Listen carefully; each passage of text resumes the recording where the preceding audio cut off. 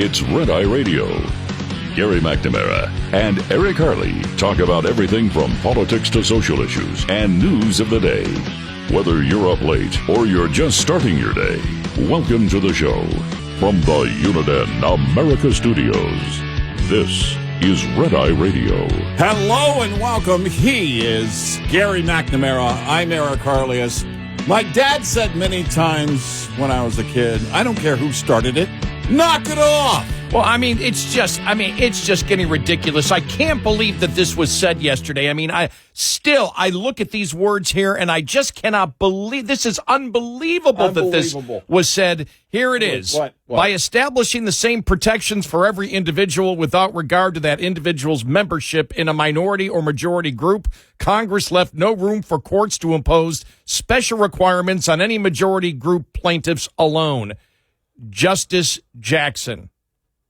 Will you reference something else? Or? What? Justice Jackson. That same Justice Jackson? Yes, that same Justice Jackson. Not like from a movie. That, by the way, sounds like a movie. Justice Jackson, doesn't it? Justice Action Jackson. Yeah. Remember, there was a movie, Action Jackson, yeah. But Justice, we'll get to this later on in the show because it was, when you think about it, if the War of the Roses, if the Bold and the Beautiful Bill, no. Even Guns N' Roses got back together. Come on, let it breathe. Let it breathe for a minute. Yeah. But what about the Lindsey Buckingham? Yeah, No, actually, they asked him like recently. Seriously, I don't know what it is. The older he gets, the more, to me, he looks like Chuck Schumer. And I like Lindsey Buckingham. Oh, my God.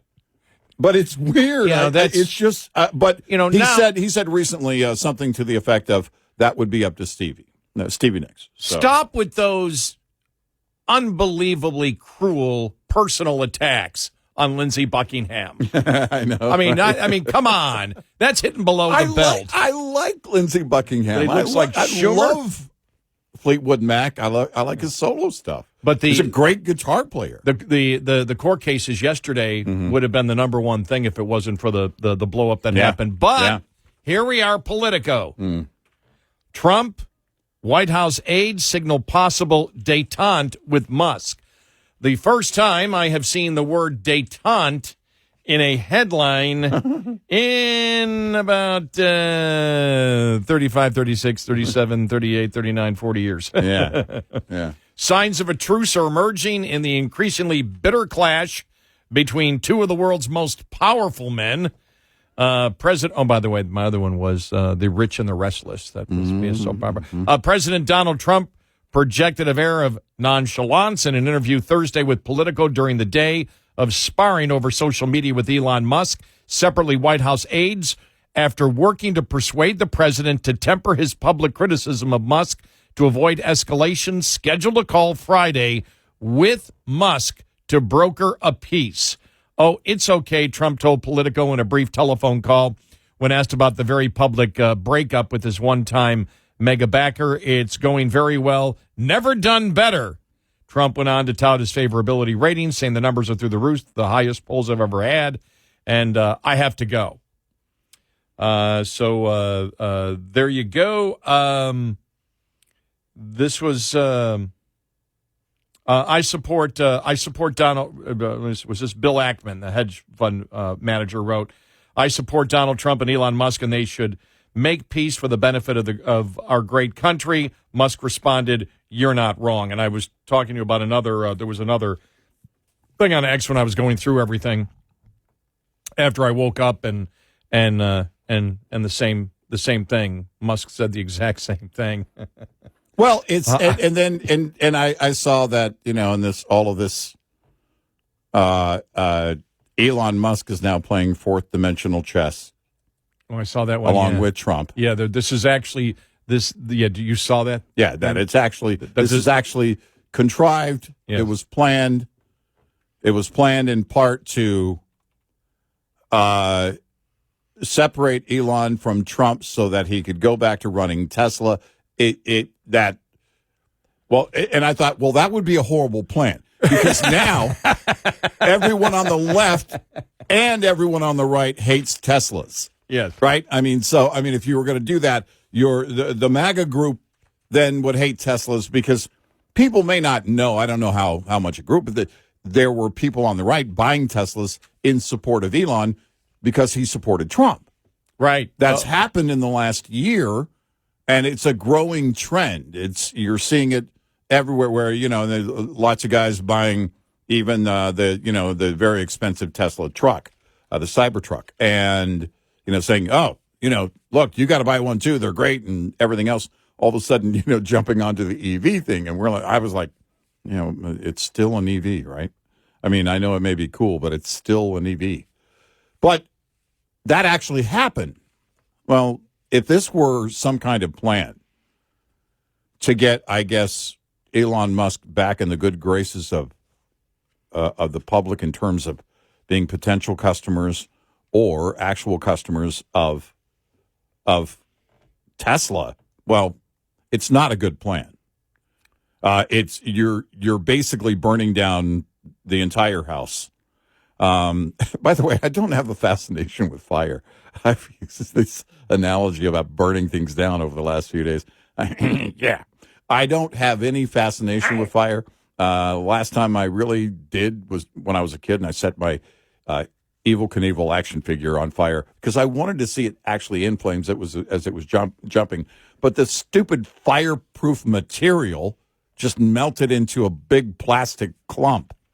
So anyways, it's not a good plan. It's not fourth dimensional chess, I don't believe. No, it's not. I believe what exactly was happening. I believe Elon Musk went in and did what an Elon Musk is going to do. This is just how his brain works. Whether you like it or not, you go in, and if you're put in charge of Doge, he's going to go in and he's going to be in charge. Then he said some things nobody believed. We're saving $4 billion a day, and nobody was thinking, oh my gosh, let's there were a ton act of people, on this now. There were a ton of people that believed it. Well, I mean, in Congress, not in Congress. Yeah, in Congress, nobody was, and we knew right away. Actually, the pushback came the first day.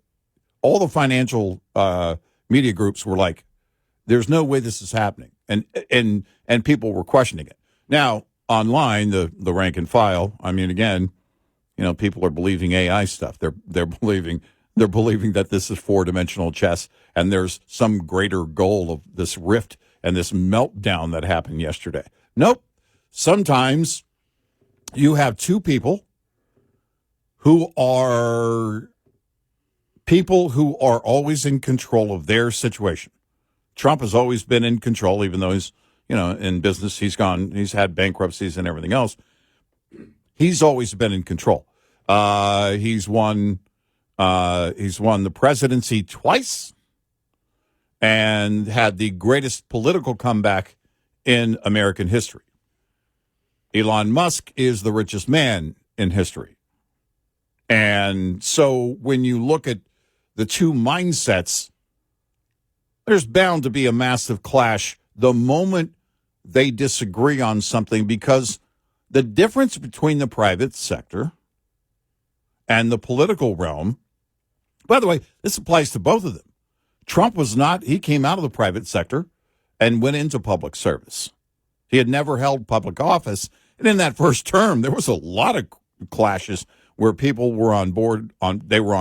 Remember, Jeff Sessions was one of the first, when he was a senator, to jump on the Trump train early on in 2016 on the right.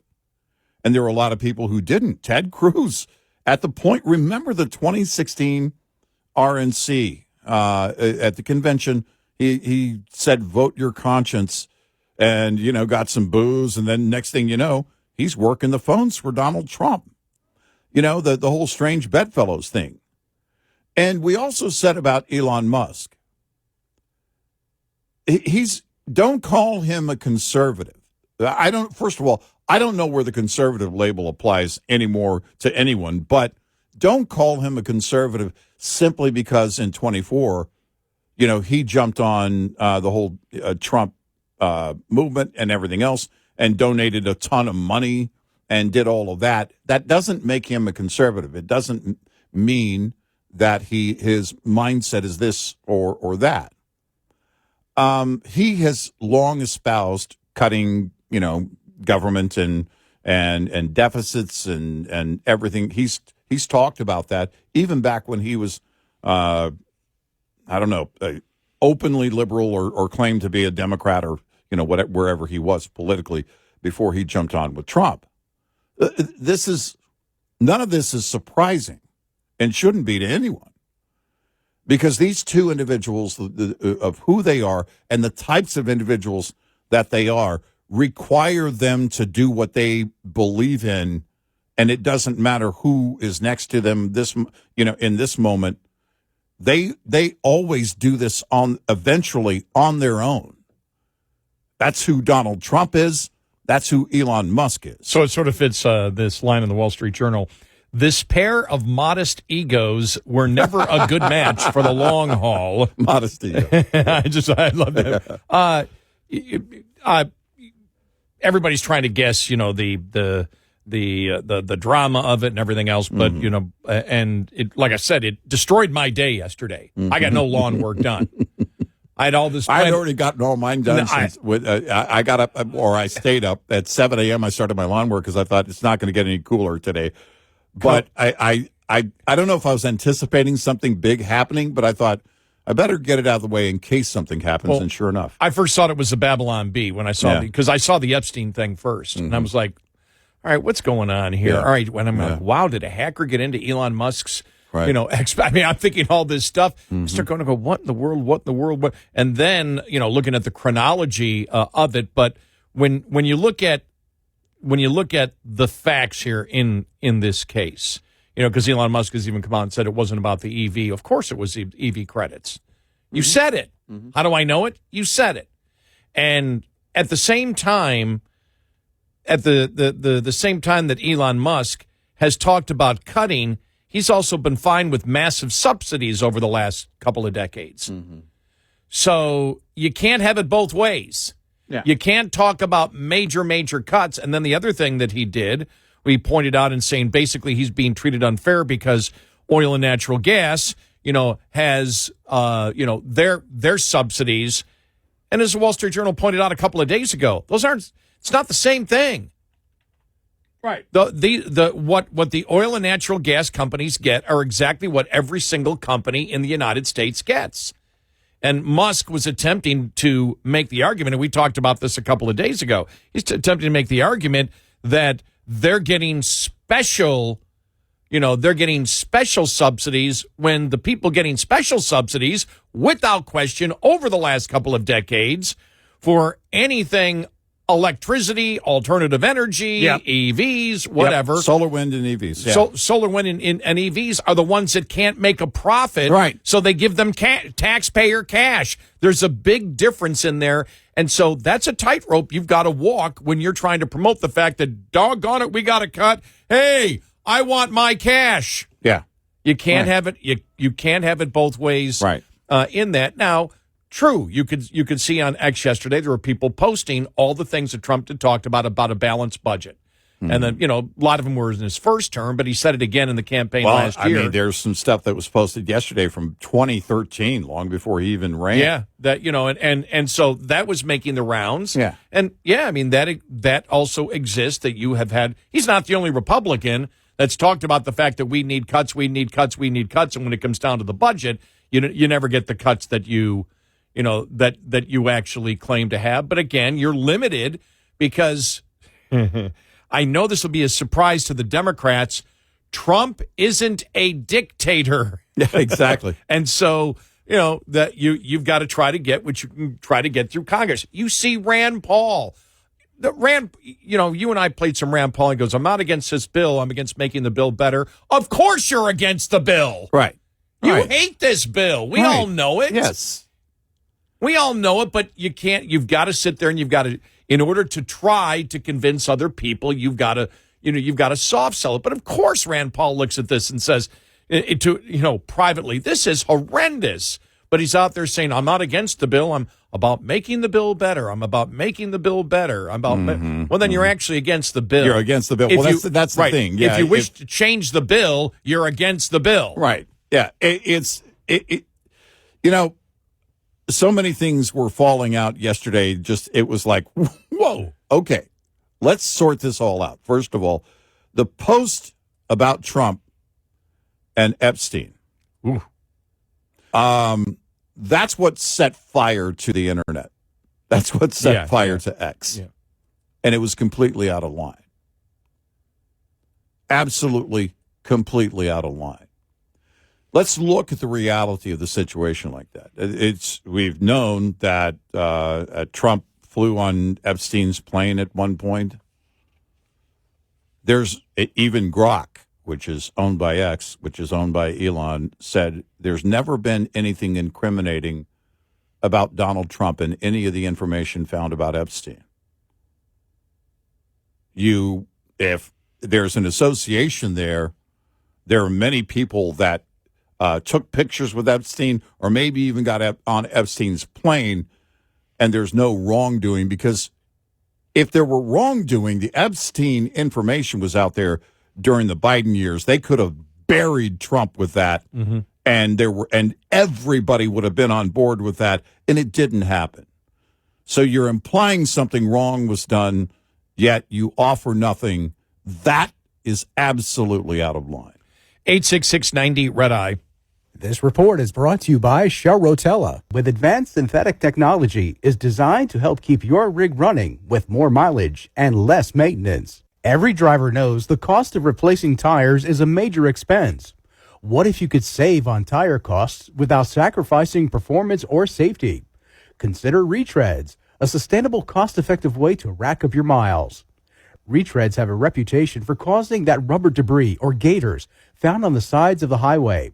However, studies show that 68% of the tire debris collected on the highway comes from new tires, not retreads. The reality is that retreads will wear at the same rate as new tires if you don't properly maintain them. Retreads are still a major investment and require engaged maintenance practices. Lines open for your calls. 866-90-RED-EYE on Red Eye Radio.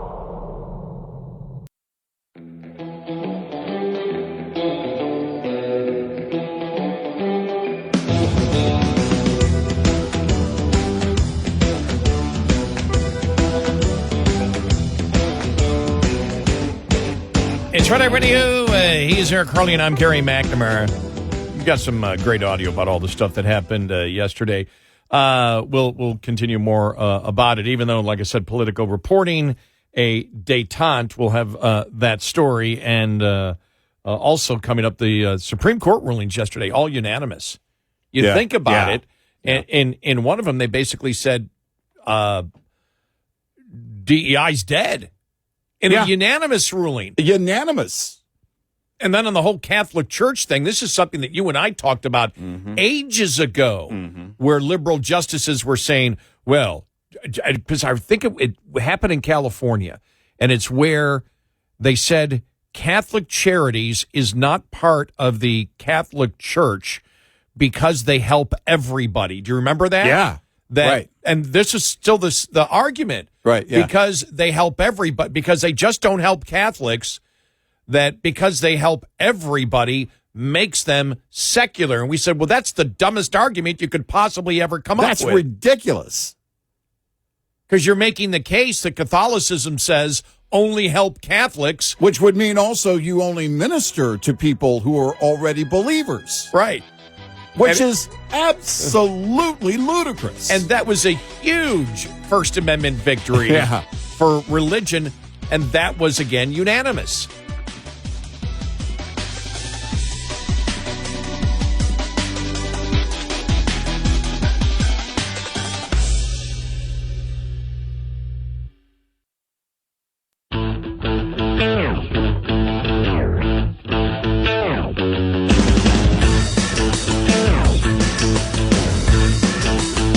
Catch all 5 hours of the show live every night on the Red Eye Radio app. Available in the App Store.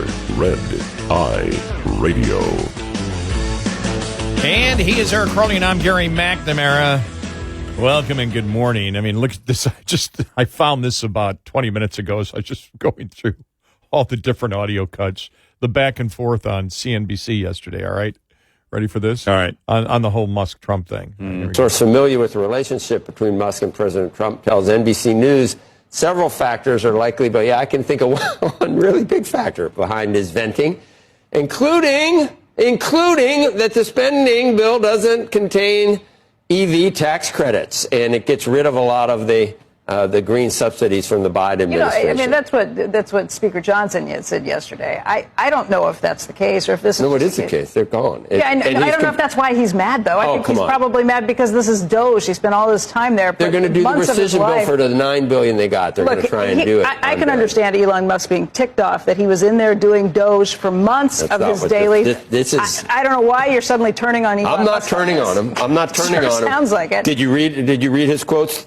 There is no change to tax incentives for oil and gas, just EV and solar, and people are going to die. Slashing solar energy credits is unjust. He spent how many months in the White House trying to cut away, and this is like the Hydra. Every profit almost every dime in profit that Tesla has posted recently has been selling energy tax credits to other companies. So it's not about the pork. You think he's lying when he says that this is just about his pork? Okay. If you don't, what's in this bill is at least you avoid $4.5 trillion. It's back to the good versus the perfect. You're also back to most places scoring this as saying you are going to be spending much more money. You're going to but it's still if you don't pass it, you don't get $1.5 trillion in cuts, and you don't get get a tax increase on everyone in the country. I would.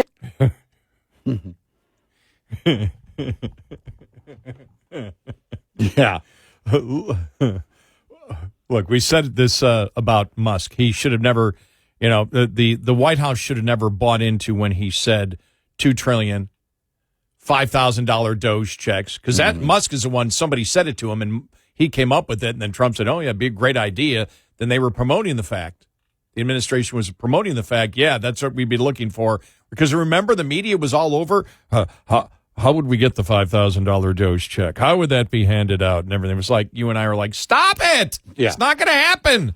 Just stop it now.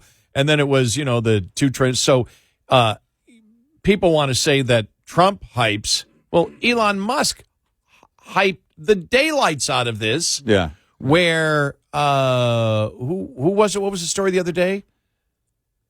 That, who was it in the administration that said stop BSing? Who was it? Bessent? Yeah, it was Bessent. Yeah, Bessent. Yeah. When they had their fight, he said basically, you're a BSer, stop it. And I didn't know it was going to end up like this. I didn't see this coming to the extent of where it was yesterday. But we knew there were really good things about Doge. Improving, efficiency, getting more modern computers in, trying to find where the fraud and waste comes from, hopefully giving an outline to inspector generals and all the departments now as to what to look for, which is always a good thing. That's not a bad thing, but we always doubted and always said, do not overhype and underdeliver here. And that was one of the big problems. And I think if you're looking at it, and again, I can't tell you what's in Trump's mind.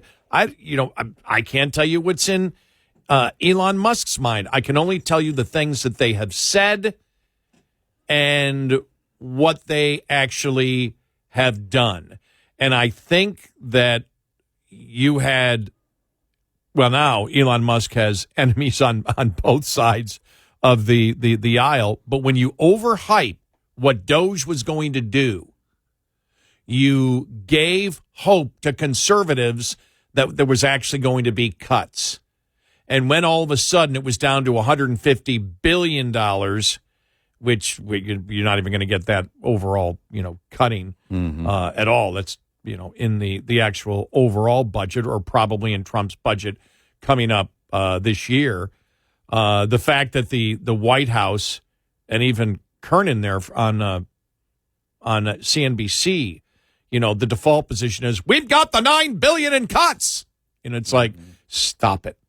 Yeah, that's nothing. That's a drop in the bucket when you see going from $2 trillion to the hype of the $9 billion.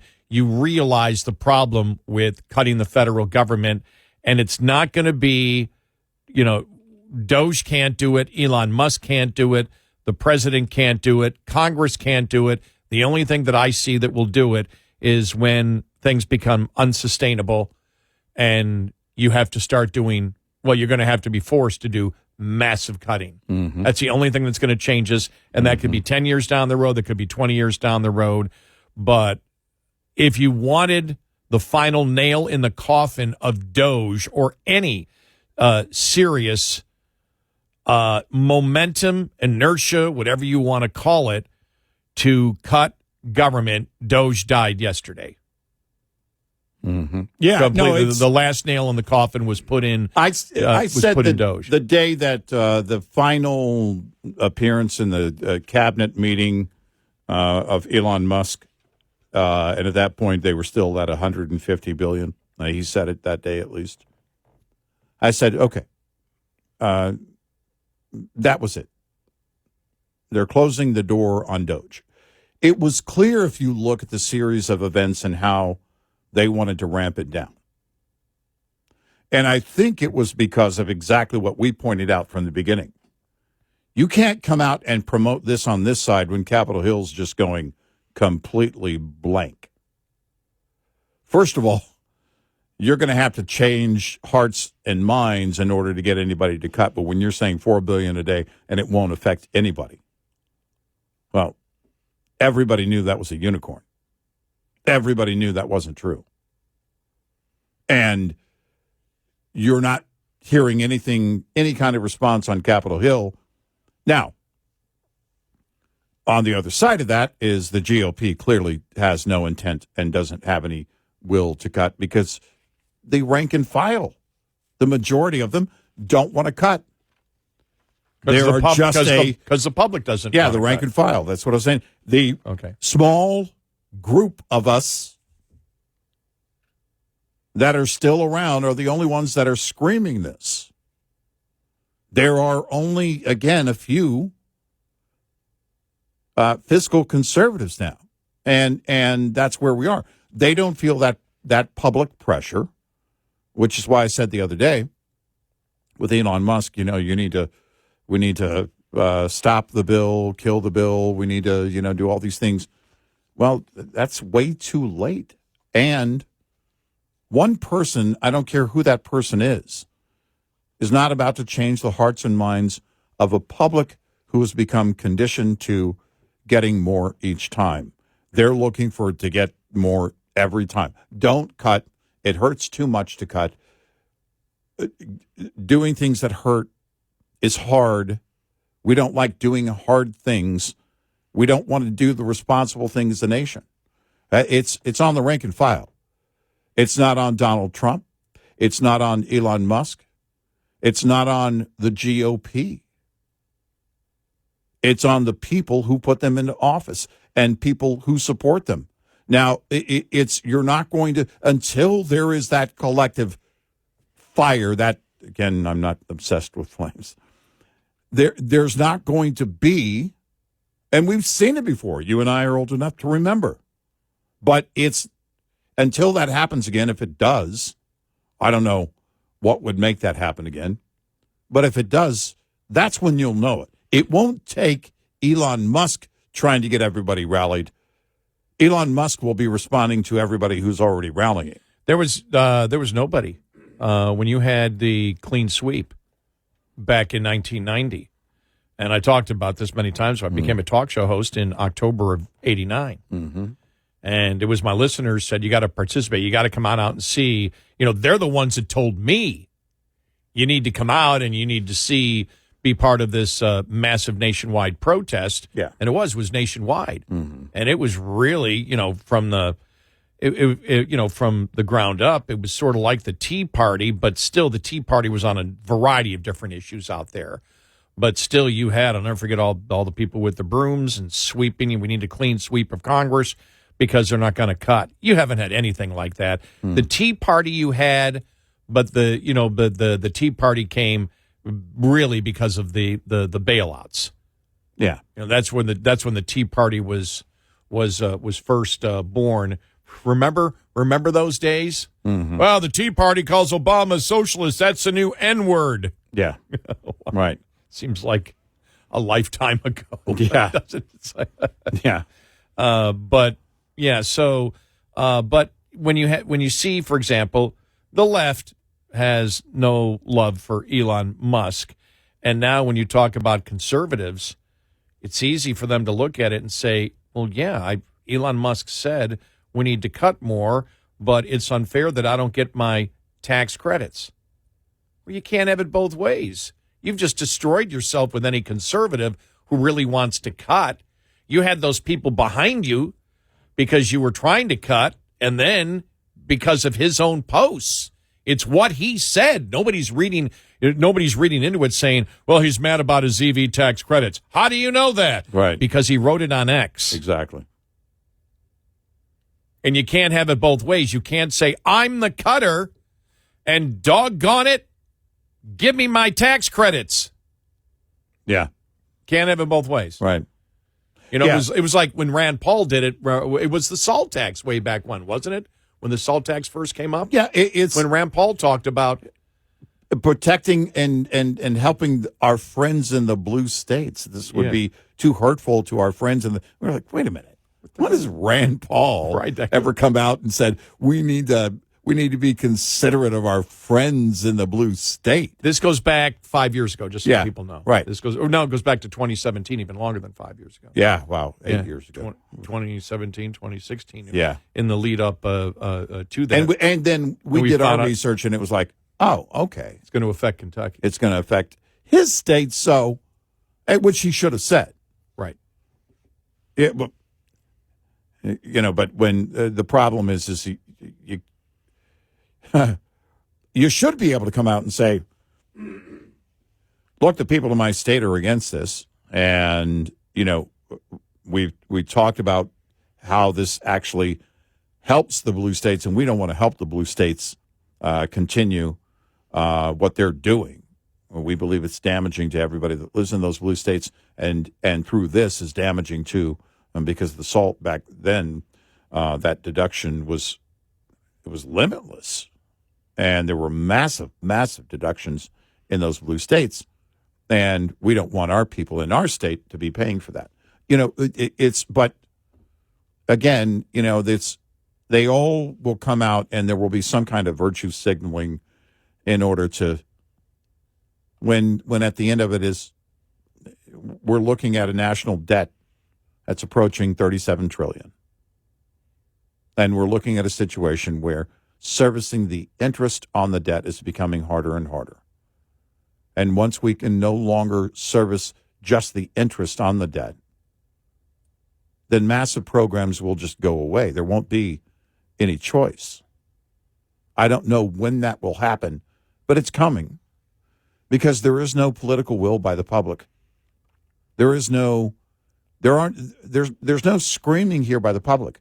All the screaming that's happening is between the GOP and the GOP. And a very small portion of the GOP. Yeah, exactly. It's a tiny portion that's screaming about it, and then the other portion saying, no, this is fine.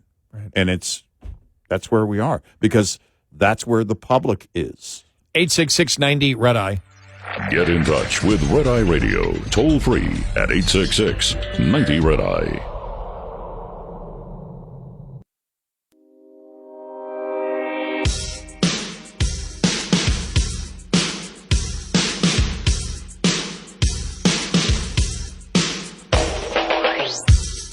It's Red Eye Radio. He's Eric Harley, and I'm Gary McNamara. Yes, so Politico has that story out there. Trump and the White House aides signal a possible détente with Musk. His aides advised him to focus on the bill and getting it through the Senate instead of the conflict with Musk, according to one person close to the White House who was granted anonymity to discuss private exchanges. One of Trump's Truth Social posts reflected that restraint. I don't mind Elon Musk turning against me, but he should have done it months ago, the president wrote. This is one of the greatest bills ever presented to Congress. He added before focusing on the benefits and signing off, "Make America Great Again." Mm-hmm. So there you go. We'll see what happens tomorrow. There's a phone call apparently set up between the White House and Musk. All right. To try to smooth things over. Okay. But, Musk is the one who, on Monday, if you would have said he's going to go nuclear like this, probably most people would say, no, he won't. Because he's the one, because Trump, everybody knows, Trump is no different. Musk was more, okay, here's what we're trying to do. And all of a sudden, bam. The Epstein comment, the Epstein that post, again, it was out of line. Then agreeing with the impeachment and putting Vance in. Yeah. That just. Right, yeah, the impeachment thing too, yeah. Top of the Hour News is brought to you by House Products. Visit houseproducts.com. This is Red Eye Radio on Westwood One.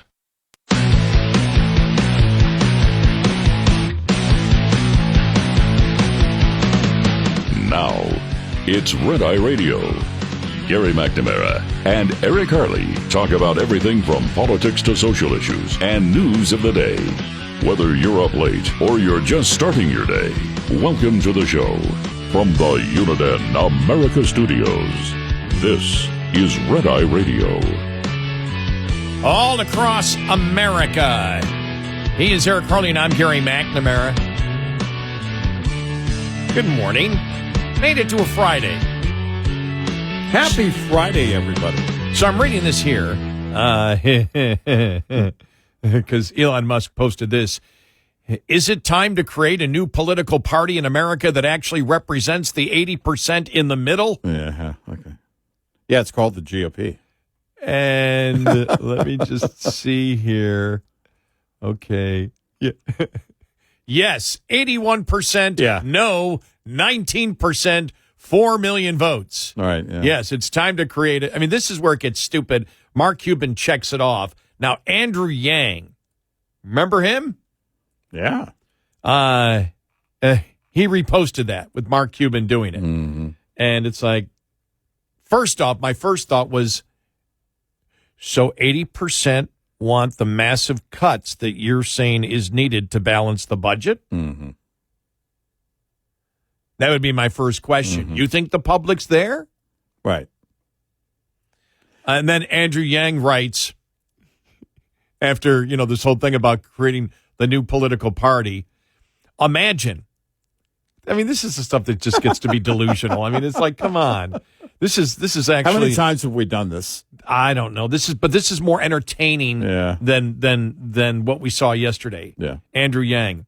Imagine an independent 28 presidential primary with Mark Cuban, Jamie Dimon, Matthew McConaughey, Dean Phillips, Oprah, Stephen A. Smith, Greg Orman, and others, and you could vote in the primary on your smartphone. There's nothing stopping us from doing this. Most of the country would prefer sensible independence to genuinely fix the problems rather than more of the nonsense we've been getting from either or both parties. Who are these sensible independents, and what do they believe is a solution to solve our problems that we have here with the debt? All right. Because that's the biggest problem right now. Well, the No Labels Party was so sensitive, they couldn't even pick a name. Oh, by the way, and then he highlights the Forward Party. Yeah, right. Yeah. Not right. Yeah. Not left. Forward. Yeah, we've heard that before. Remember MSNBC? Lean forward. Lean forward. Not left, not right, forward. That's right. And then a lot like bending over. And then they were out yesterday. The Forward Party is a new kind of political movement built for the 21st century, one that puts people over partisanship, solutions over slogan, and collaboration over division. Okay, where do you stand on the issues? Love is love. Where do you stand on the issues? I'm reading here. I'm going. It's not about the issues. It's about love. I'm going through the posts here. Here we go. Yeah. Have a busy summer. We need you to get involved. We need you to share what issues matter to your community. We need you to volunteer, but most of all, the Forward Party wants you to become a member today. Join us. Go to our website for more information. You just said we need you to share the issues that matter to your community. So you're saying you don't know what you stand for? And then it is. I'm going through the post to see when we get to an actual issue that they believe in. Yeah, I don't know. Because this is when children that are delusional decide to get involved in politics. Yeah. Because all they're trying to do is create a different imagery. Well, these are the kind of people that will solve the problems. How? Give me the specifics. Here's one. Join us in Columbus, Ohio, June 21st. We will the Forward Ohio. We will share the roadmap for the year ahead, including how we are building chapters, supporting local leaders, and creating new ways for people to engage in politics in Ohio. Where the hell do you stand on the issues? Join the Young Forwardists for their chapter information meeting. Chapters are the backbone of the forward movement. As our political divisions continue to grow, it's up to every student at every high school and college to lead the charge towards change. We need you to help spread the forward mindset at your local school. All right. Unless you tell me what the issues are, I don't know why I should even consider you. And they think that they're intellectually smarter because they've come up with a party that's just like what was the other one? No labels? The No Labels. Mm-hmm. Where they can't tell you what the hell they do. Well, we can't. We can't even pick a name. If we tell you what we're going to do, then people will use that against us. Right. People are, if we tell you what we believe in, people will define us. And we can't have that. We will not be defined. Okay. See ya. Like saying we're a restaurant. What kind of food? We're not going to tell you. All right, now this is interesting. Politicians think, this is a Forward Party of Minnesota. Okay. Politicians think the moves it will take to balance the budget are unpopular and they'll get voted out if they do what they know needs to be done. We're not here to protect your political careers. We're here to tell the truth and make the tough choices needed to fix the problem, which would be right. What choices? What are the problems, and what are your solutions? Yes. It's like they don't even know that they're in the political realm. And then it's here. Forward Party. We've enjoyed learning what the forwardists think on a range of policy issues as we've conducted polls over the last few months, which means they're just saying, join our party and tell us what you think. Mm-hmm. One thing has been clear. Most feel that the national debt is a problem that needs to be addressed. Make it make sense. No, what's your plan? Right. How would you do it? Right.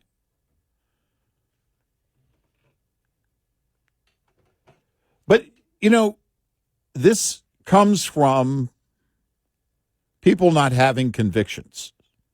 And here it is. Forward Party reposted this. Fair vote. Ranked choice voting is one of the life rings we can toss to try to rescue our drowning national politics. For now, enjoy it, you lucky New Yorkers. Right. Now, I don't know if that means they're for it or against it. Okay. It seems like they're trying to go both ways on that one. Mm-hmm. And I go down through this here, and it's Forward Party, just going through what they post. The American middle class needs solutions now, which are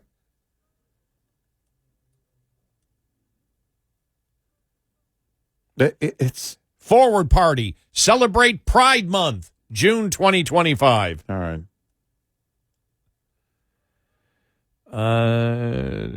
Just going through it. I mean, it's a ton of rhetoric. Yeah. Yeah. It's time to try something new. Not left, not right, forward. Mm-hmm. Tell me what specifically you're going to do.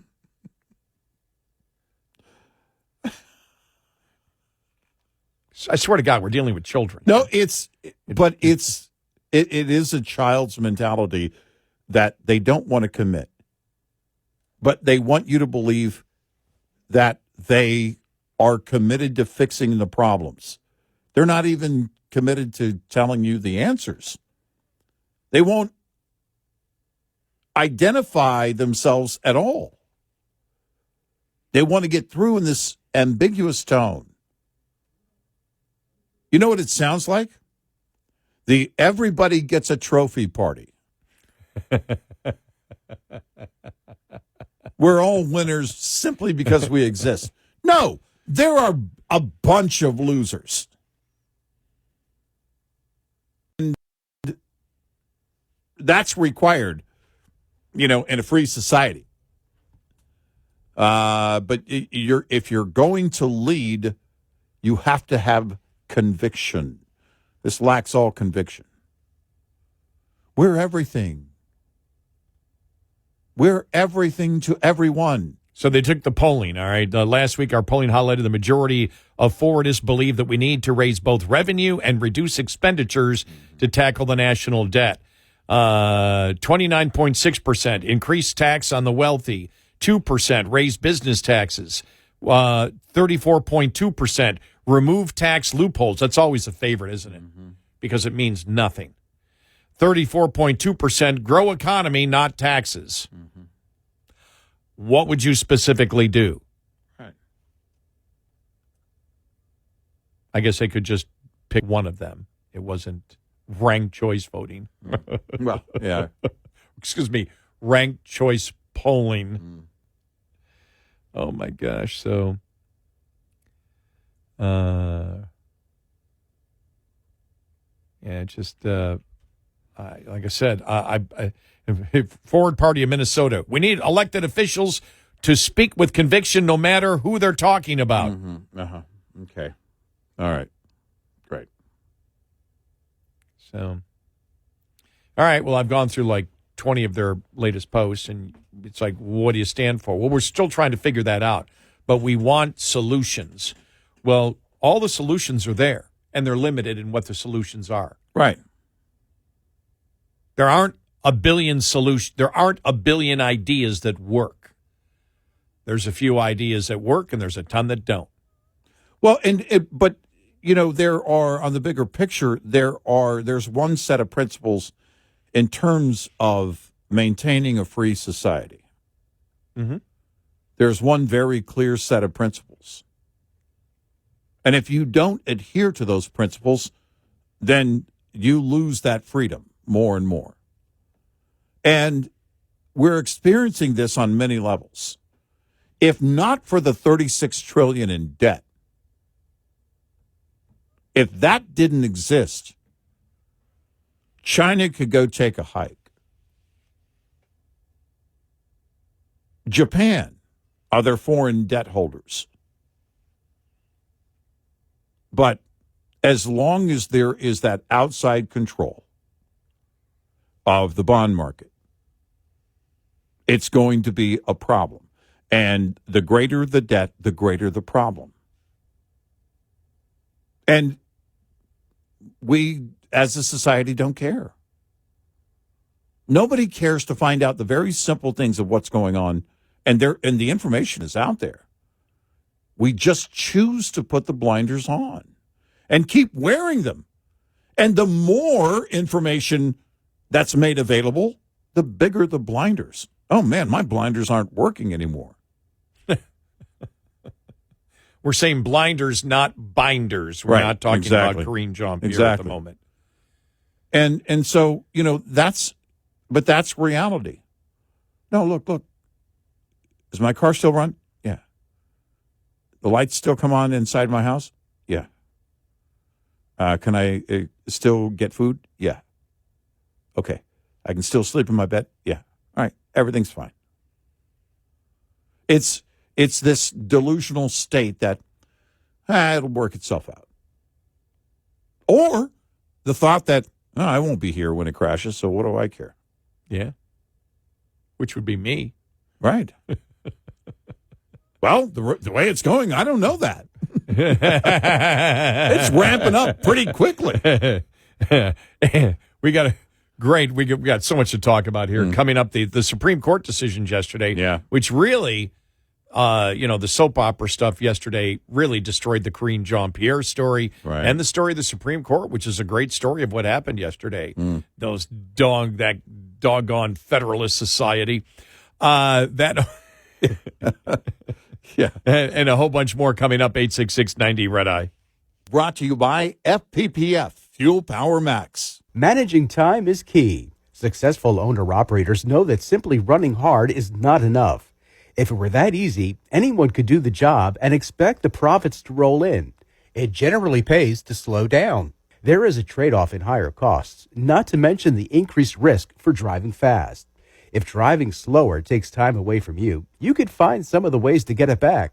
Never take time off during the last 2 weeks of the quarter or the last week of the month, when freight typically is abundant. Sometimes it works to your advantage to look for loads that take you through home rather than to home. The latter can interrupt your revenue stream and require additional time to get back up to full speed again. Owner-Operator Business 101 is provided by Overdrive's Partners in Business program. Go to overdriveonline.com to the Partners in Business section of the website for more details on this and many other topics. Brought to you by Shell Rotella, with advanced synthetic technology is designed to help keep your rig running with more mileage and less maintenance. We'll be right back with more Red Eye Radio with Eric Harley and Gary McNamara.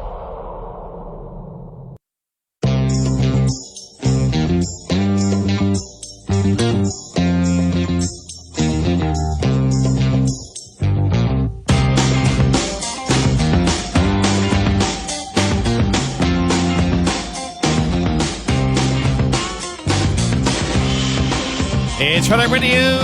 He is Eric Harley, and I'm Gary McNamara. I did see the story out there yesterday that Kareen Jean-Pierre is hinting maybe at a political career. Well, if you listen to the audio cut we played yesterday, there is some of that in there.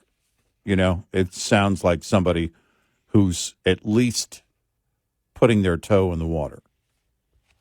And we'll see. I mean, really, I'm amazed. But who knows? I'm amazed Andrew Yang didn't mention her. Yeah, right, exactly. Because if you're talking about an independent party, I mean, that's Kareen Jean-Pierre. She has to be the leader. The Forward Party ought to consider her. Yes, she has to be the leader. But I love how Andrew Yang, I'm sorry, but when he put Oprah in there, it was like gosh. Oprah, Matthew McConaughey. It was just like, well, again, it's this approach let's find a bunch of people that are popular.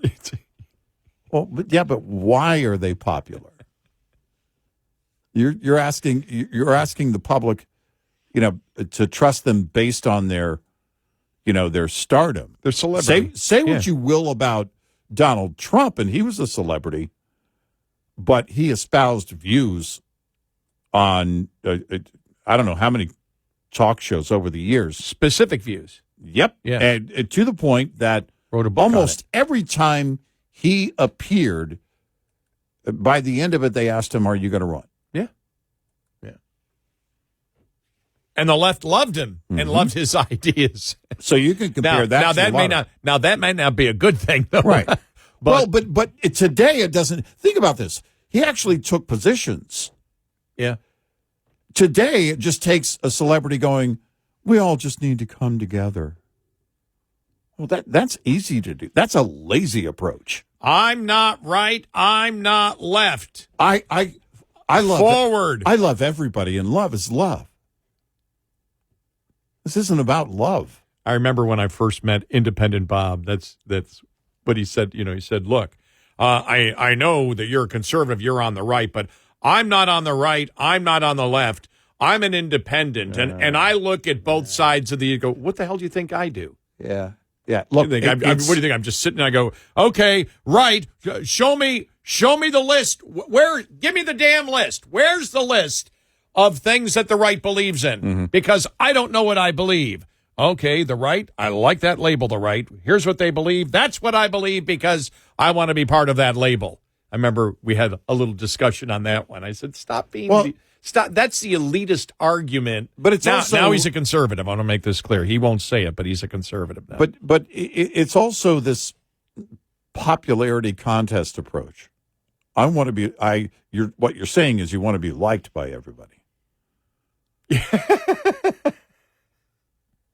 That's what you're saying. Well, you're in the wrong business. Well, that's you Andrew wish to Yang. be liked. He's, people like McConaughey. They like Oprah. It's a popularity contest. No, it's not. Well, I find it interesting that Andrew Yang is talking, is sitting there promoting the Forward Party and saying, yep, we need to make these cuts. We need to make these cuts. Well, he's the first one that really came up with $1,000 for everybody. Remember that? Mm-hmm. Mm-hmm. The government should be giving you the federal government's role. Basic monthly income. Right. Is basic monthly income. Yeah. And at the same time talking about the debt. And Stop it. after inflation, we were like, dude, $1,000 a month. That won't do it. 10,000 a month. That's what you need to promote.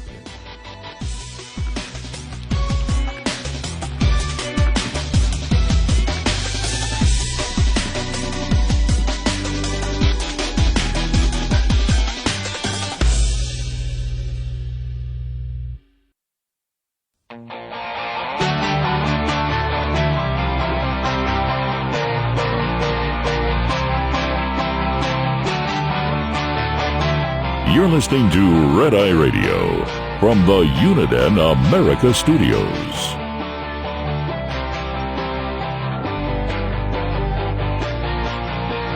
It's Red Eye Radio.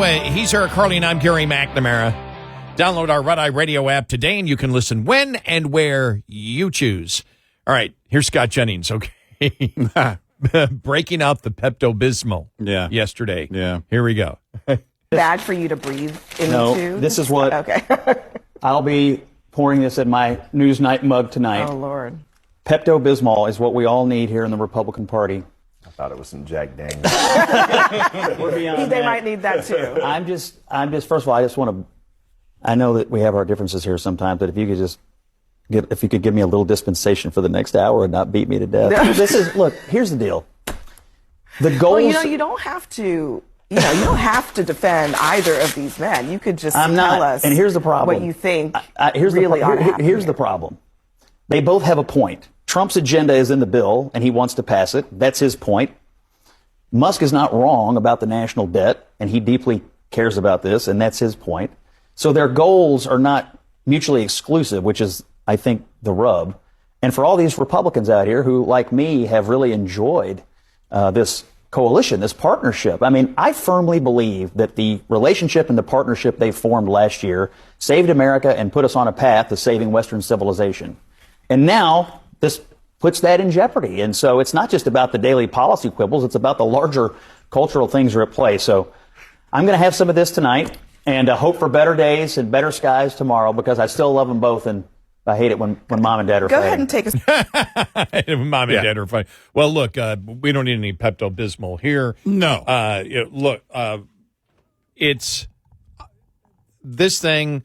They're going to have the phone call tomorrow, and they both have the potential to let this thing blow over and say, okay, families have major disagreements at times, but we agree more than we disagree, and you let it move on, and Elon Musk does his thing, and Trump, does his thing, which is president of the United States. But I agree with him that it was, number one, you and I have talked about it, the biggest political comeback in political history. Mm-hmm. And Trump had to win because where the country was going with lawfare, where the country was going with the border, where the country was going in so many aspects could not continue. And the public didn't want it to continue. And so, you have Democrats. You notice Democrats don't sit there and scream anymore, but he's got 34 felonies. Yeah. Because the public saw that and went, yeah, and that's completely bogus. Right. And that's why Trump is president. That's why Trump is president today. But they can move on from this point, and nobody will be talking about it a week from now because the Democrats on the issues are absolutely insane. And you go back to focusing in on that, and Trump goes Musk goes back to running running his company, and Musk, I said. Did I say Musk? Mm-hmm. Yeah. And then Trump goes back to doing his, being president of the United States. And you move on from that point, and nobody would be talking about it a week from now. You don't need any Pepto-Bismol. Look, it's out there. I think the things that came out of it were good. I think that it being known and pointing out that Elon Musk says we need to cut the budget, yet he wants his EV credits, I think people should know that.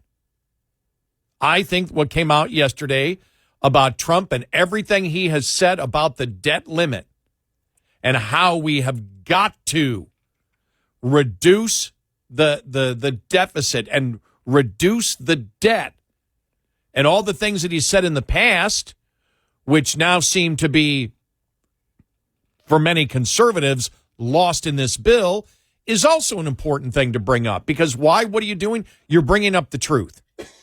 And anytime you bring up the truth in the Republican Party, that's a good thing. Democrats view that as a weakness. I don't know how Scott Jennings looks at it. I don't view that if you have major fighting and both sides are bringing up points saying, you're a hypocrite over here, you're a hypocrite over here, that's fine as long as it's based in truth. Sure. I would apply, what we have said after elections. I mentioned this earlier this week, and that is, whether it was 2008, we mentioned it, I think, in 2016, but it applies every time. Post-election, during the interim period, the people who get on this euphoric thing where they're just, it just seems like they're, again, a little drunk, need to understand things are not always going to go as you want them to go. The person that you voted for is going to do things you disagree with. You may not admit it. You may not talk about it. You may not care that much. But there will be some things that person does as president that you will disagree with. What happened yesterday also shows the nature. Again, Trump's nature is already a given. Everything is already priced in. We know the back and forth he's had with allies and people, that he's been close to. And then as it does a 180 very quickly, how he talks in the media and the things he posts. When you go down the road that Elon Musk went down yesterday with the Epstein thing and the out of line, and then the thing about impeachment and J.D. Vance needs to be the president, and we need to impeach Trump, remove him from office, and then he agreed with that. That's where you start to show either your true colors or your instability when it comes to thinking. No, I'm glad you said that because I think that's very important. He came out because this was, if you look at the last 48 hours, Trump's a known quantity already. He's been around for a decade. In politics, been around for 40 years, and people know what his personality is. Mm-hmm. What you saw, many people viewed as Elon Musk being not stable.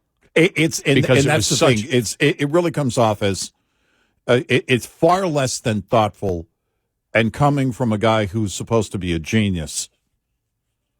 It reeks of acting on emotion and also being unstable in a really, angry way. When he said, he posted that rage, even exactly. We're gonna SpaceX is gonna decommission the Dragon thing, and then a guy posted, well, everybody should calm down. And then he said, good advice. It's like, wait a minute. That's unstable. I know. It's not like he's putting a joke out there and then, comes back and then, and answers it with something else funny. He was being serious. Mm-hmm. And that's not something I can trust ever, because again, it reeks of being less than thoughtful, and you want everybody that's going to be a part of anything, especially related to things that govern our lives. It's you want them to be thoughtful. You want them to, this is why the left is off the charts crazy.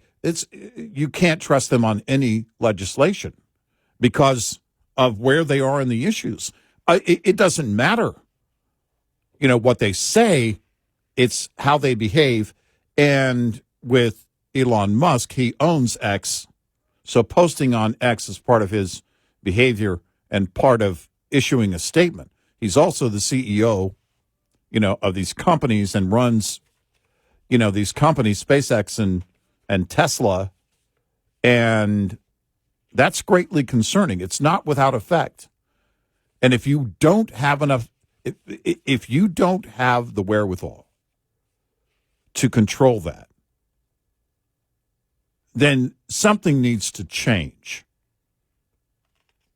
You can't be that kind of prominent figure in control of so many things except your emotion.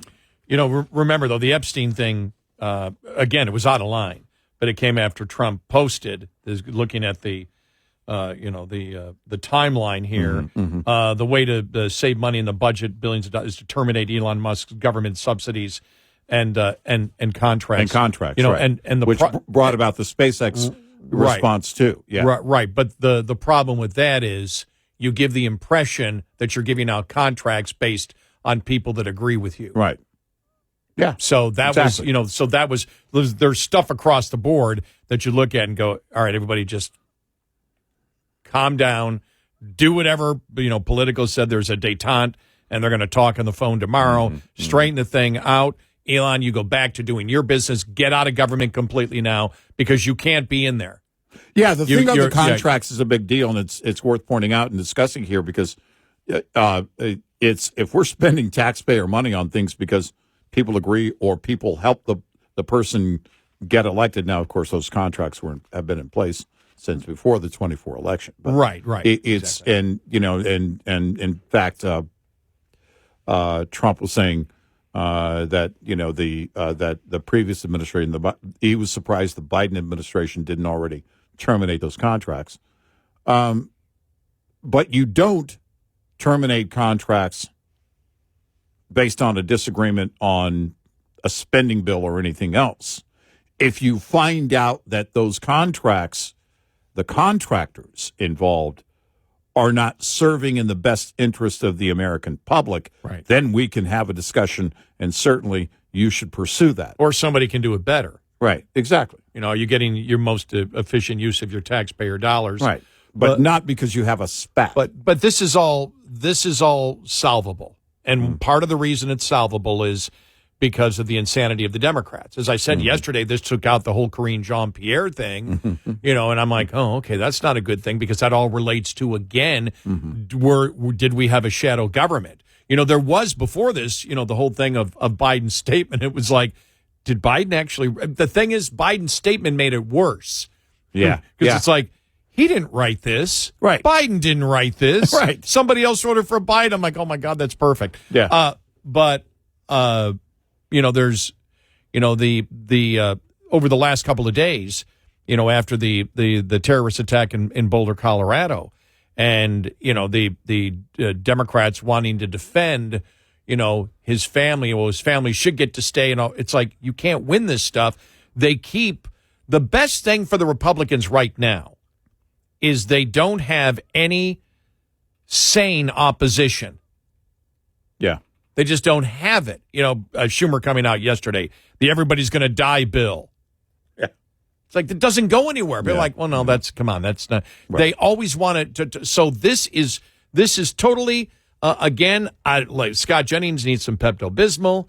I don't. No. This can be resolved tomorrow, and by Monday, nobody will be talking about it again. Well, it's and also, I recognize that the alliance certainly worked to Trump's benefit and helped him get elected. Oh, yeah. That is fine. I don't need them to be bros. No, neither do I. I need them to work together. Yeah. If that's the goal. I believe each of them want to do things to improve this nation. I believe each of them have that goal. I don't believe either of them are strictly in it for themselves. No. I believe they really do care about this country. I disagree with each of them on a number of issues, the solar and wind subsidies and everything else that Elon posted about the other day, it being unfair because of the oil and gas subsidies. And again, and also the Trump things that he has done that we disagree with, which our audience knows and is very familiar with. But I do believe, and you and I have said this about Trump, but I believe this applies to both of them. I believe they both care about the future of the nation. Absolutely. Which is why those posts yesterday were completely thoughtless, and you look like children, and it looks like a clown show on both fronts. But there's so much of that where if you kiss up, excuse me, not kiss up. If you kiss and make up, kiss and make up, you can. This can be gone very soon. 866-90 Red Eye. Coming up, more with Gary McNamara and Eric Harley. It's Red Eye Radio.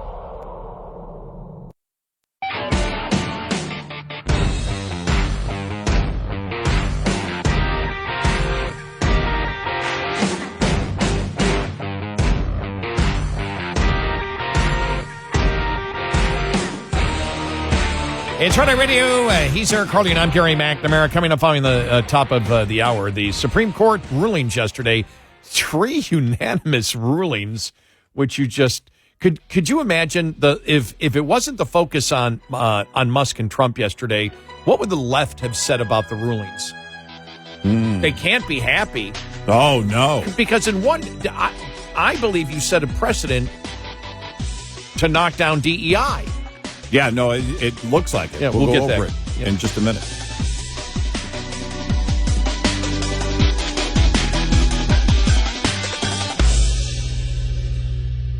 This is Red Eye Radio on Westwood One.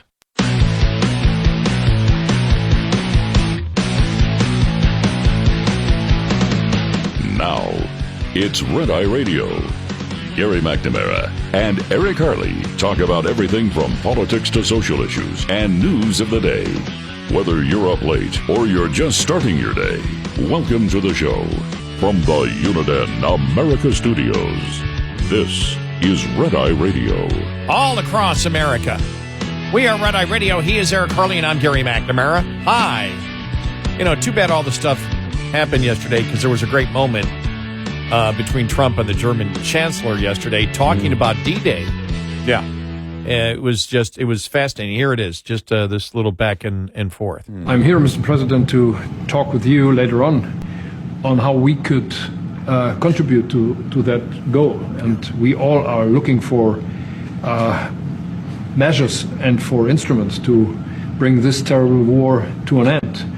And may I remind you that we are having June 6th tomorrow. This is D-Day anniversary, when the Americans once ended a war in Europe. And I think this is in your hand in specific, in ours. That was not a pleasant day for you? No, that was not a pleasant... This was not a great in day. The long run, Mr. President, this was the liberation of my country from Nazi dictatorship. That's true. That's true. And we know what we owe you. But this is the reason why I'm saying that America is again in a very strong position to do something on this war and ending this war. So let's talk about what we can do jointly, and we are ready to do what we can. And you know that we gave support to Ukraine, and that we are looking for more pressure on Russia. The European Union did, and we should talk about that. We will talk about it. It's fantastic. Yeah, great. A little bit different than the other discussions going on throughout the day. But no.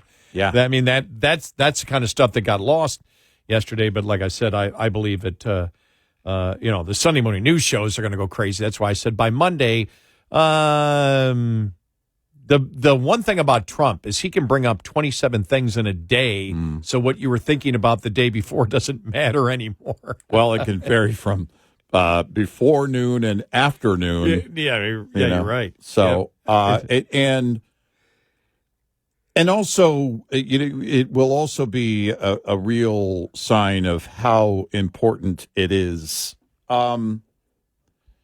As critical as many of us believe Elon Musk was in terms of the election itself, that was so November of 2024.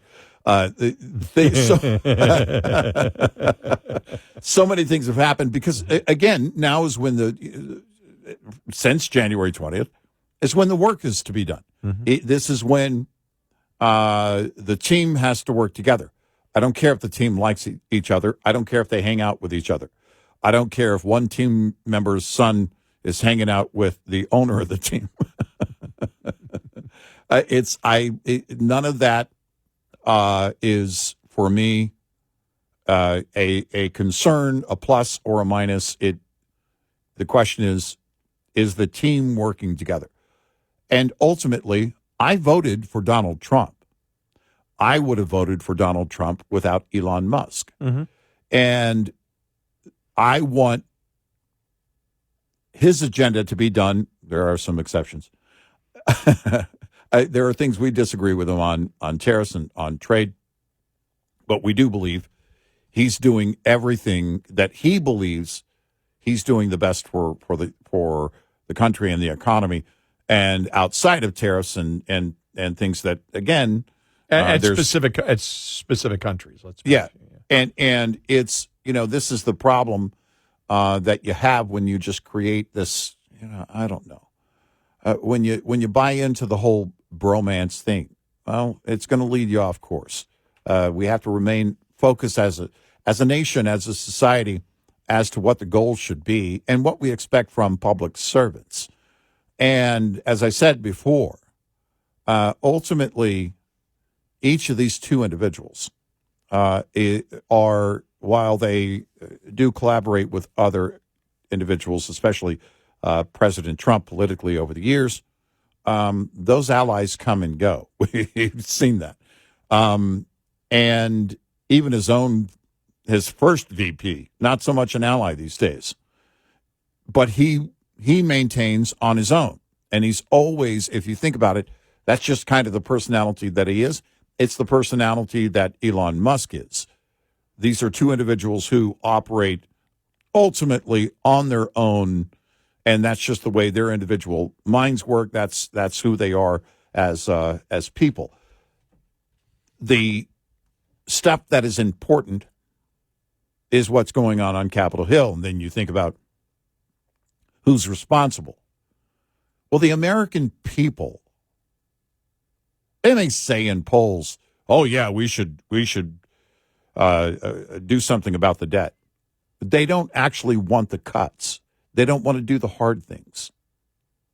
If they did, it would be more than just Massey and Chip Roy up there screaming in the House. It would be everyone in the GOP up there, including Speaker Johnson, saying, no, we're going to have to cut, we're going to have to cut, we're going to have to cut.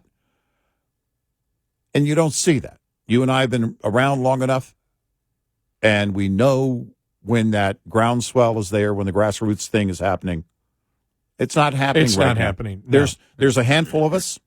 Yep. And that's why there's only a few that represent us on Capitol Hill anymore. That's just the way it is. Well, I saw something the other day that, because the whole Joe Rogan thing came up for the Democratic Party and everything else, and the point was brought up. They said, yeah, but Joe Rogan's not a conservative.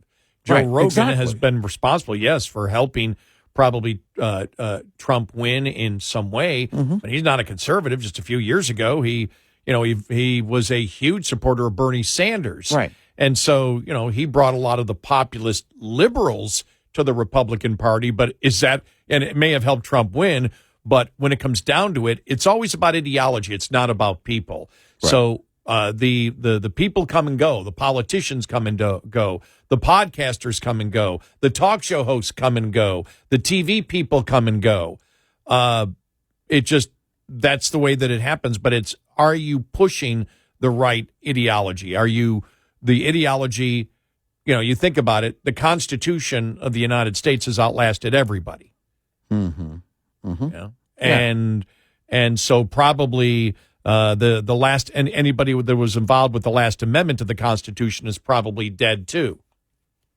Yeah, probably nobody alive. And so you look at it. It's the issues. People come and go. That's the point. And so to practice, whether it's the bromance, political, idolatry, whatever, it can be necessary in the politics of the moment. But what drives a country and what's driven the United States is actually the core beliefs of the Constitution of the United States. Mm-hmm. That's what drives it. Where do you stand? And that's why when we look at the Forward Party, we're like, stop it. Stop with the imagery. Stop. We've done the imagery over and over again. If this country wasn't imaged out by Obama, then God help us. Yeah. Because that was all imagery. Yeah. Hope and change. What does it mean? Whatever the hell you want. Right. Can we get a bunch of Hollywood people to sit there and talk about how they'll only flush after a number 2 and not after a number 1? Yeah. That's the kind of stuff that Obama brought. Yeah. Yeah, is Anthony Kiedis going to be part of that new movement that Andrew Yang is talking about? Because he's the one that said that, didn't he? From Red Hot Chili Peppers. It's like, Aaron, then remember, I can still remember, I don't know who it was, one of the rappers, I would leave my lights on, but now that Obama is president, because it was almost like he was reading it, I am going to make sure that I turn my lights off. Wait a minute. Wasn't that P. Diddy? Was that P. Diddy?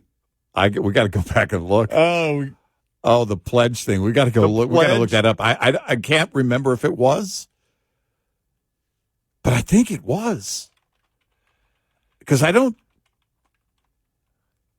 it was one of the big mogul rappers. I don't know if was it P. Diddy? Yeah, and maybe he should be turning his lights off. Oh my gosh! I did. Or I wonder if it even exists. I'll check to see if it exists on YouTube. The Obama pledge. That was the Obama pledge. The Obama was that Will I Am? No, the Obama chant was different. What did they use it though? Remember Obama? Obama. Maybe that was the basis of it. But it was the Obama pledge thing. What they were pledging to do. It was a yes we can. Yeah. Was that the one? Or maybe. There were We Are the Ones. Yes we can. Mm-hmm. Oh my God. Yeah, there were a couple of different things. Yeah, we'll see if we can find that were kind of strange. Oh my gosh. Remember the one that was Peter. I'm going to turn the lights off. Yeah. And I didn't. I never did. Yeah, I didn't care about the environment before. I didn't give a damn but I care about the environment now. But Obama's elected president, and now I'm going to turn my lights off. Yeah. Right. Well, dealing with children again. Well, that's it. The whole acting like children yesterday. When Elon posted the Epstein thing, people were saying, well, wait a minute. That means you knew that while you were working with him. Exactly. It's like... And you chose to work with him anyway? You need to be self-aware of what you are writing. Yeah. Right. You need Everybody to be calls you a genius. That doesn't sound like a genius move. Right. You need to be aware of the things you say and how they may come back to haunt you. Exactly. So you knew this the whole time and you stood by him, huh? Right. Right. So are you an accessory? Yeah. To whatever crime he didn't commit? Right. Right. I mean... That he did, I said didn't, D-I-D-N apostrophe T. Commit, Yes, didn't commit. Yeah, it's not, again, it's everybody's freaking out. This is what happens when you create that, that in your mind, you think the bromance thing is cool. It worked for a time, and it worked for a purpose. But inevitably, there was going to be something that they didn't agree on. Yeah. How they react and how they espouse their own individual views is on them. And that's, I think, the big drama part of it. 866-90-RED-EYE. Lines open for your calls. 866-90-RED-EYE on Red Eye Radio.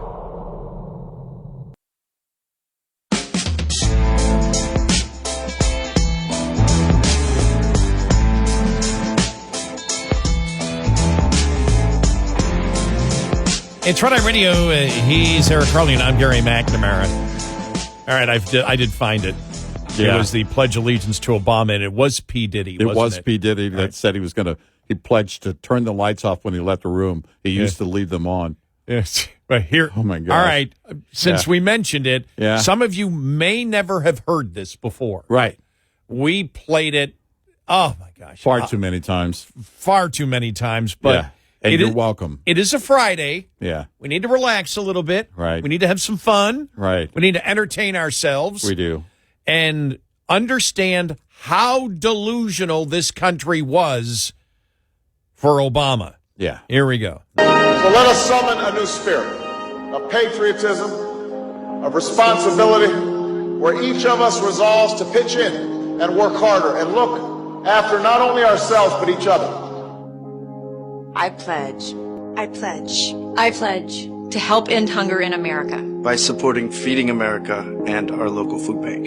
I pledge to smile more, to laugh more, to love more. I pledge To volunteer more of my time to help children battling serious illnesses. with the Art of Elysium I pledge to be a great mother, to be a great father, to continue working with UNICEF to make this world a better place for all of our children, To be the voice for those that have no voice. I pledge to consider myself an American, not an African American. To always represent my country with pride, dignity, and honesty. I pledge to go to usaservice.org and find a service project that I am passionate about. I pledge allegiance to the funk, to the United Funk of Funkadelica. I pledge To never give anyone the finger when I'm driving again. To always find the humor in everything. I pledge to help find a cure for Alzheimer's, to care for America's elderly, To make sure that senior citizens have access to health care. so that our next generation's memories will not be forgotten. I pledge To bring awareness to mental disease, to advance stem cell research. to spread the awareness of autism, I pledge to show more love to strangers, To meet my neighbors, find out their names.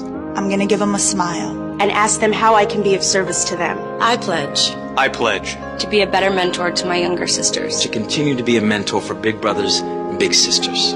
I pledge to reduce my use of plastic by starting with using less bottled water, to plant 500 trees this year to help our planet, to be more green, to no longer use the plastic bags at the grocery store, To consume less and cultivate more. so that we are on this planet forever.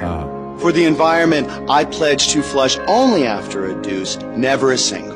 I pledge I pledge. I pledge to turn the lights off, because I used to leave the lights on, but we want to conserve energy, so I'm going to turn the lights off, you turn the lights off. That was P. Diddy, just so you know. Okay, let's continue. Here we go. I pledge I pledge to sell my obnoxious car and buy a hybrid. To drive slower and not use as much gas.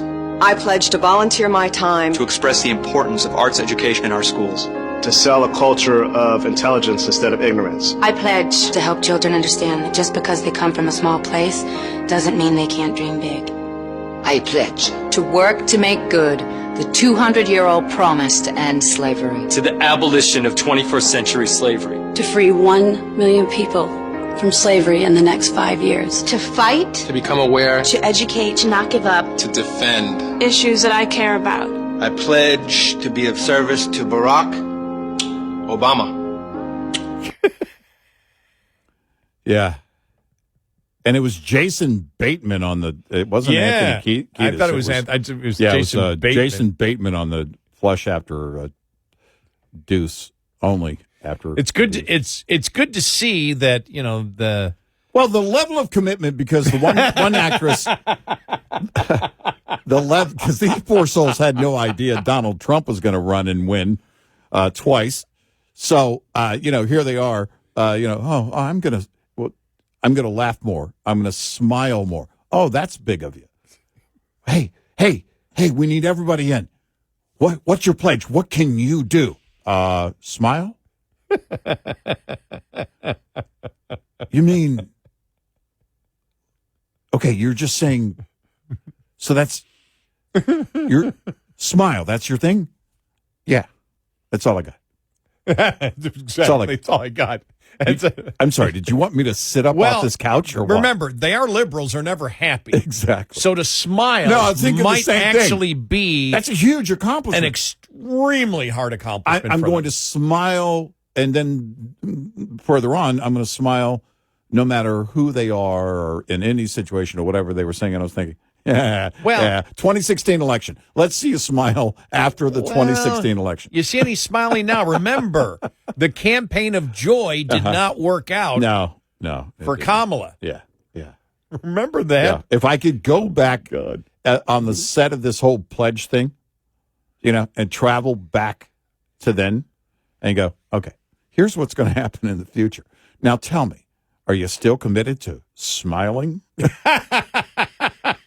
Or do you only smile if your party has the executive branch? Exactly. I love this. Oh, I'm going to care about the environment. Right. Okay.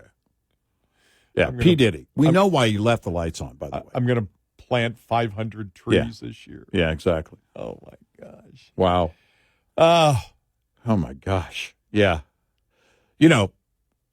Fleetwood Mac once said, I forget which member of the band it was, but they were like, yeah, the whole thing with Clinton, we probably wouldn't have gone that direction now, But if you think about everything, that's gone down. Not that the celebrities wouldn't have done that for Obama again, but would Obama want some of these celebrities? It's like, okay, P. Diddy, you think? Probably not. Would you still need his endorsement? No? Okay. So if Michelle runs, you're saying that's a no.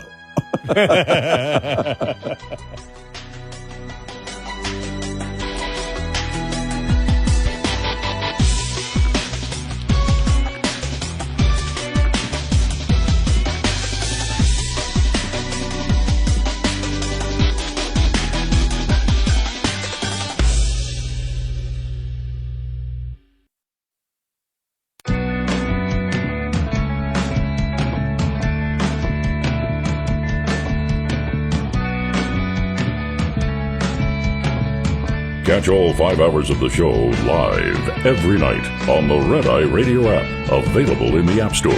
Red Eye Radio. And he is Eric Harley, and I'm Gary McNamara. Welcome and good morning. Thanks so much for being here this morning. Download our Red Eye Radio app today, and you can listen when and where you choose. All right, so looking at the Supreme Court decisions yesterday, really pretty amazing. Reading here from Amy Howe, SCOTUS blog. By the way, it's a great place to go. She always does a great job, doesn't she? She really does, yes. Just read a couple of sentences here. The Supreme Court on Thursday sent the case of an Ohio woman who contends that she was a victim of reverse discrimination back to the lower courts. Now get this, I thought I'd never say this.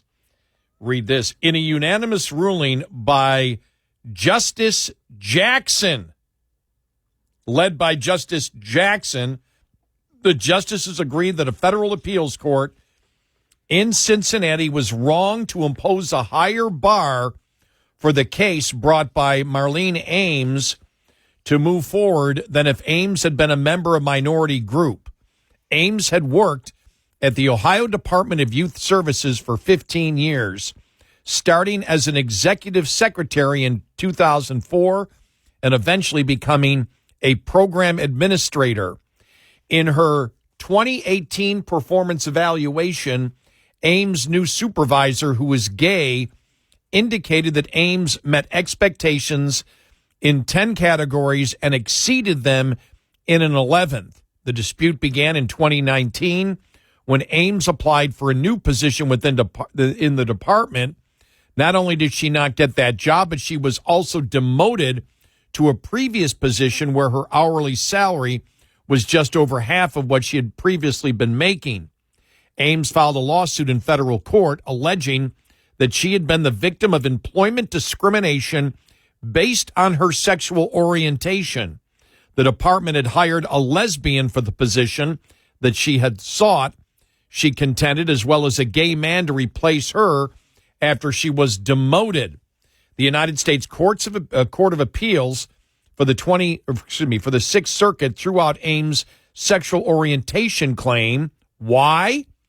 Because Ames is straight, and the Court of Appeals explained her claim could not go forward unless she could show background circumstances to support her allegations of reverse discrimination. For example, evidence that a member of a minority group made an allegedly discriminatory decision or showing a pattern of discrimination against members of a majority group. But in this case, the Court Appeals emphasized the department officials who actually made the hiring and demotion decisions were straight, and there was no pattern of reverse discrimination.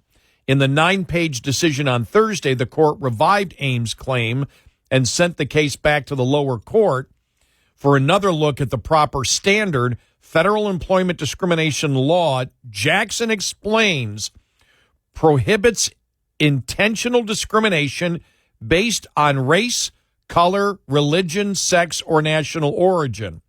The Supreme Court has outlined 3-step tests for discrimination claims. At the first step, the one at issue in Ames' case, a plaintiff must produce enough evidence to support an inference that the employer intended to discriminate. That is generally, Jackson wrote, not a high bar. The plaintiff may satisfy it simply by presenting evidence that she applied for an available position for which she was qualified but was rejected under circumstances which give rise to the inference of unlawful discrimination. But the Court of Appeals in the case, Jackson continued, incorrectly added the additional requirement directing Ames to establish background circumstances to support the suspicion that the defendant is that unusual employer who discriminates against the majority. What Jackson said is, you don't need that. You don't. The whole point is that the discrimination against a majority or a minority doesn't matter. Right. And Jackson made doesn't that matter case. which group you belong to.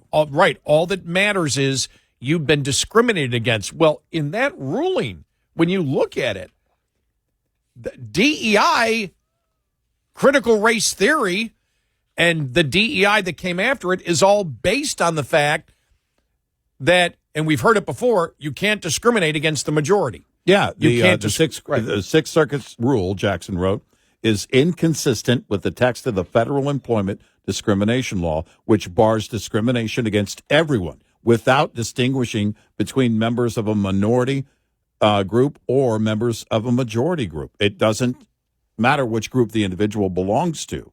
You can't discriminate against anyone. So, and then you get to the case, the Supreme Court, and this is the whole thing. Justice Jackson wrote the opinion. I mean, there were concurring opinions, but the Supreme Court on Thursday ruled that that Wisconsin violated the Constitution when it refused to give a Catholic social ministry group the same exemption from the state's unemployment tax that it gives to churches, religious schools, and some other religious groups. In a unanimous opinion by Justice Sotomayor. Mm-hmm. Yeah. And am I on something? Did somebody slip me a Mickey? Look, there's another one, and Elena Kagan wrote. Oh, yeah, we'll get to that in just a moment. That decision, or that opinion. But the justices agreed with the Catholic social ministry group that a denial of the exemption constitute religious discrimination. The dispute began nearly a decade ago when the Catholic Charities Bureau for the Diocese of Superior in the northwestern part of Wisconsin sought an exemption from having to pay the state's unemployment tax for its employees because the group conducts its charity work to put Catholic principles into operation. It contended it fell within the provision of the tax law that carves out from the definition of employment anyone who works for an organization operated primarily for religious purposes. The State Labor Commission rejected the group's bid for the exemption, concluding that even if the motivations were religious, the charity work itself was secular. And, remember the California case that we dealt with a long time ago, where the whole point was Catholic Charities, since Catholic Charities helps everyone, it's not part of a religious organization, even though all the money comes and is raised by that political organization, right, to have their church charity, which helps anybody who needs it. Right. The State Labor Commission rejected the group's bid for an exemption, concluding that even if its motivations were religious, the charity work was secular. Catholic Charities went to the Wisconsin Supreme Court, which upheld the commission's decision. It concluded that the group was not operated primarily for religious purposes and therefore was not entitled to the exemption because it does not attempt to imbue the participants of its programs with the Catholic faith in any way, which means if you, as the Catholic Charities, gave help to somebody and didn't attempt to convert them to Catholicism, right, if you're just helping with them, or require them to be a member of the Catholic Church or something right, like that, whatever it would be, right, then you cannot call yourself a religious organization. And, of course, if they did that, then they would be accused of discrimination. Right.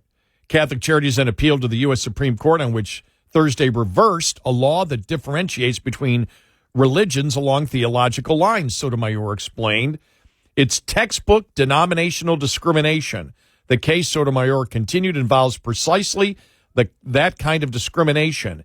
Catholic Charities is controlled by a church, but the Wisconsin Supreme Court ruled that the exemption did not apply, even though the group's charitable works are religiously motivated. Right. Because they do not, try to convince you to be a Catholic, and because they provide their services to people of all faiths. This thing, I remember you and I talking about this years ago. Because the group's Catholic faith, in fact, prohibits it from trying to convert you by giving you charity. Yeah. Or helping you out. And because they provide their services to people of all faith, well, that's what they're supposed to do. That's part of their faith. Yeah. Their faith is not, I'm going to help you out, but you need to convert to Catholicism. Right. That's not the faith. Right. And so the court's deciding what your faith is. And they're like, stop it. Sotomayor observed, denying the exemption thus grants a denominational preference by explicitly differentiating between religions based on theological practices. So, boom, that was overturned. You want to hit the next one by Kagan? Yeah, it's interesting here because I was thinking, this is on guns. Well, I know, and this is what's interesting here is that Elon Musk and Trump can't get along, but there's a unanimous decision on guns from the Supreme Court on the same day. Try and figure that one out. Of course, when you get into the weeds on it and you read the opinion by Justice Kagan here, then you see what basically she's saying. The Supreme Court ruled on Thursday that a lawsuit by the Mexican government against U.S. gun makers, did I say government? Government against U.S. gun makers cannot go forward. In a unanimous decision led by Justice Elena Kagan, the justices held that Mexico's effort to hold the gun makers responsible for violence committed by Mexican drug cartels with U.S.-made weapons is barred by a federal law that Congress passed in 2005 to shield the gun industry from lawsuits in the U.S. courts for the misuse of guns by others. Mexico's suit, Kagan wrote, closely resembles the ones Congress had in mind.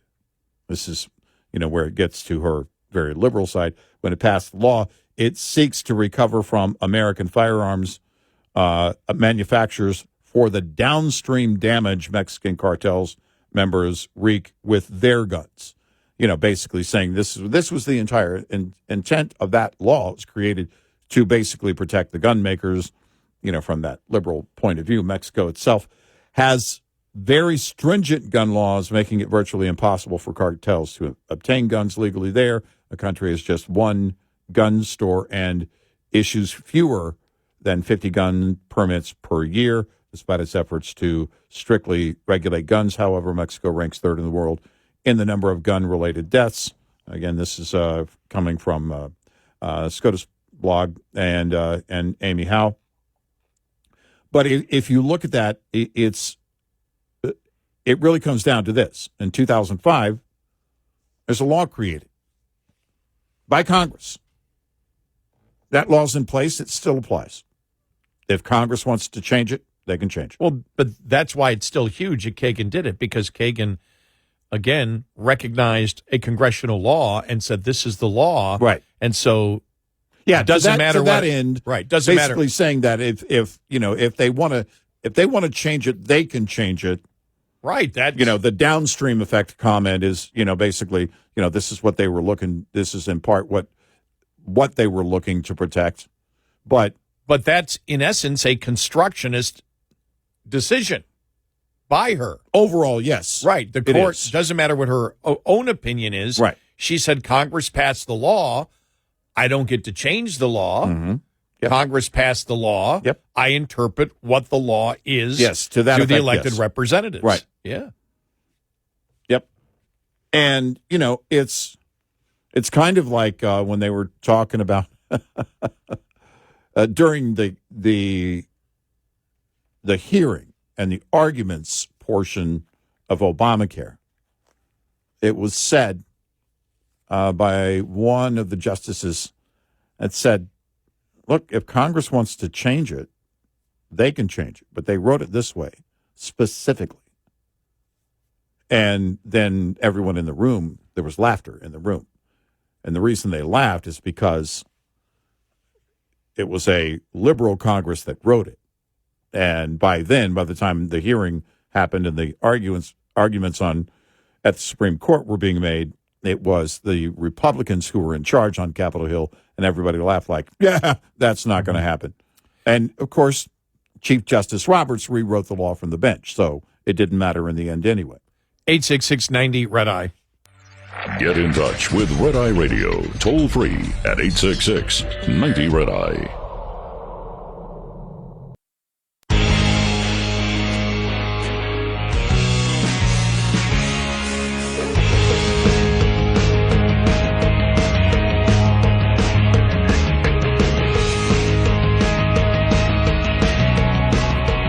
It's Red Eye Radio. He's Eric Harley, and I'm Gary McNamara. Welcome and good morning.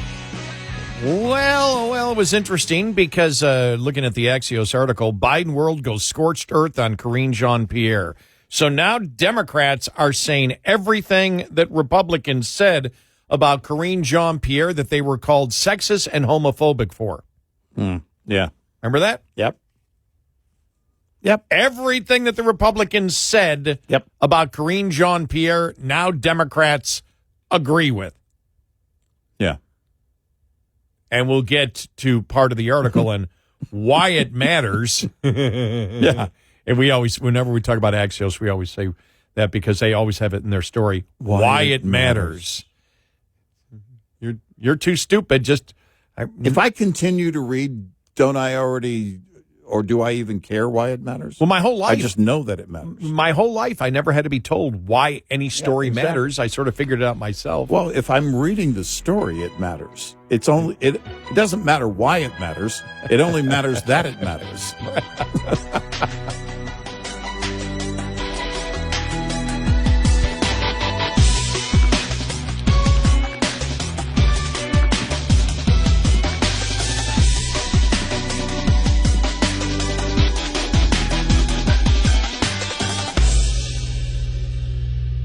This is Red Eye Radio on Westwood One.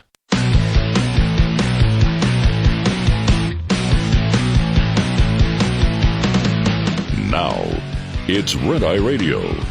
Gary McNamara and Eric Harley talk about everything from politics to social issues and news of the day. Whether you're up late or you're just starting your day, welcome to the show. From the Uniden America Studios, this is Red Eye Radio. All across America, we are Red Eye Radio. He is Eric Harley, and I'm Gary McNamara. Good morning. Happy Friday. This from Alex Thompson, who co-wrote with Jake Tapper, Tapper's book on the Biden White House, Original Sin. He wrote an article yesterday in Axios, Bidenworld goes scorched earth on Kareen Jean-Pierre.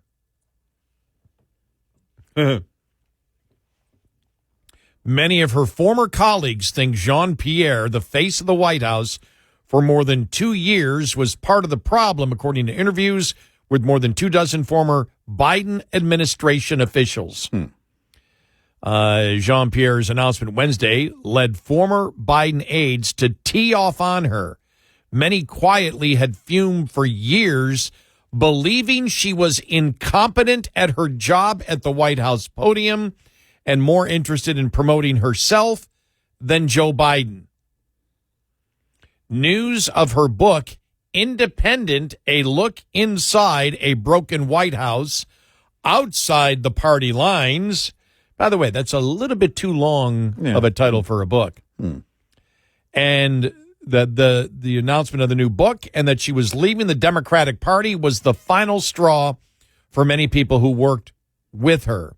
The fighting within Bidenworld is part of a larger post-election angst and grievances amid new reporting on how Biden's staff tried to hide his physical and mental decline during his presidency. Jean-Pierre was a key part of that effort to conceal Biden's decline, vouching for his fitness and insisting the president, then 81, was as sharp as ever, even after last June's disastrous debate against Donald Trump. One former White House official who worked closely with Jean-Pierre told Axios that she was one of the most ineffectual and unprepared people I've ever worked with. She had meltdowns after any interview that asked about a topic not sent over by the producers. Wow. I have no doubt that had to have been the case, that her gross incompetence was a problem and a concern for many on the inside at the Biden White House, because, again, it becomes a liability at some point. Then, of course, when you apply it to that particular White House, that particular president, it's like, well, he's not in charge. But it makes you wonder, and this is the problem, why didn't you do something about it? Why wasn't something done about it? Well, they couldn't. There's no way you're going to get rid of her. What I love is, this is coming from all Democrats and Democrat sources. Yeah. She had meltdowns after any interview that asked about a topic not sent over by the producers. So before she did an interview, she would have to know every single question that was going to be asked. And if it wasn't, she had a meltdown. Right, because she doesn't. Look, the binder. She relied on the binder for everything. And if it's not in the binder, she can't do the interview. Yeah. So in order for them to do the interview, they got to send her something so she can put something in the binder.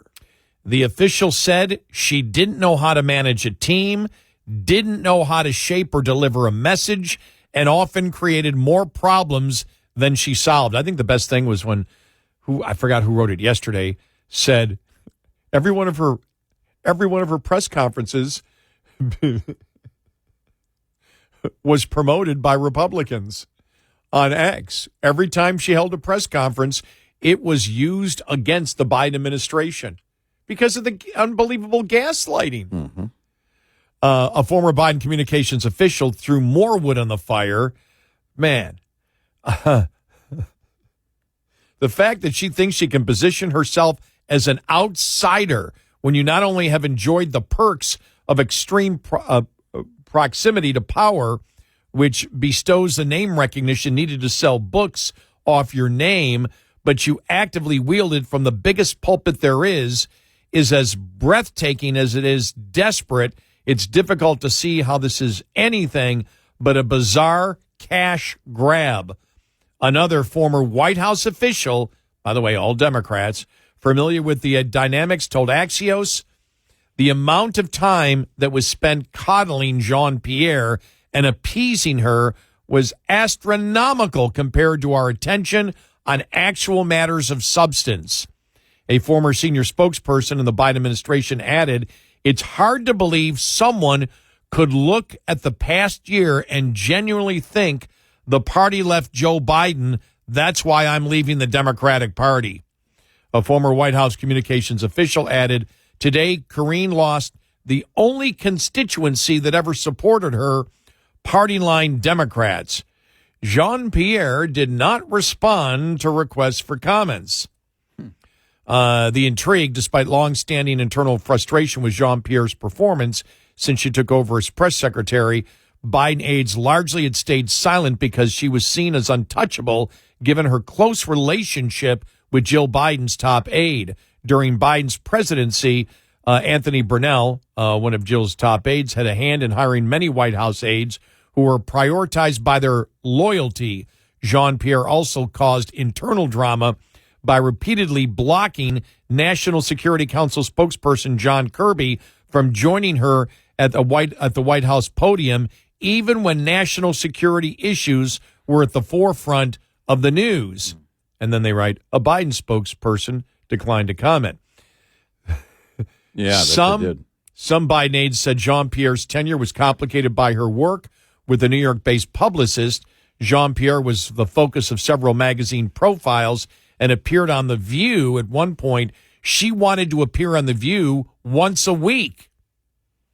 Within the White House, there were concerns about her publicist being looped in on internal emails regarding Jean-Pierre's profiles and promotional appearances. Concerns about Jean-Pierre's self-promotion were even raised within the White House counsel's office because some staffers felt torn between their administration duties and helping Jean-Pierre promote herself, according to a former White House aide familiar with the internal dynamics. By the way, I'm really enjoying reading this here. Wow.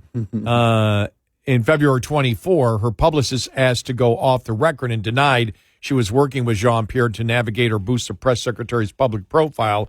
As a result, Axios didn't report Squire's involvement at the time.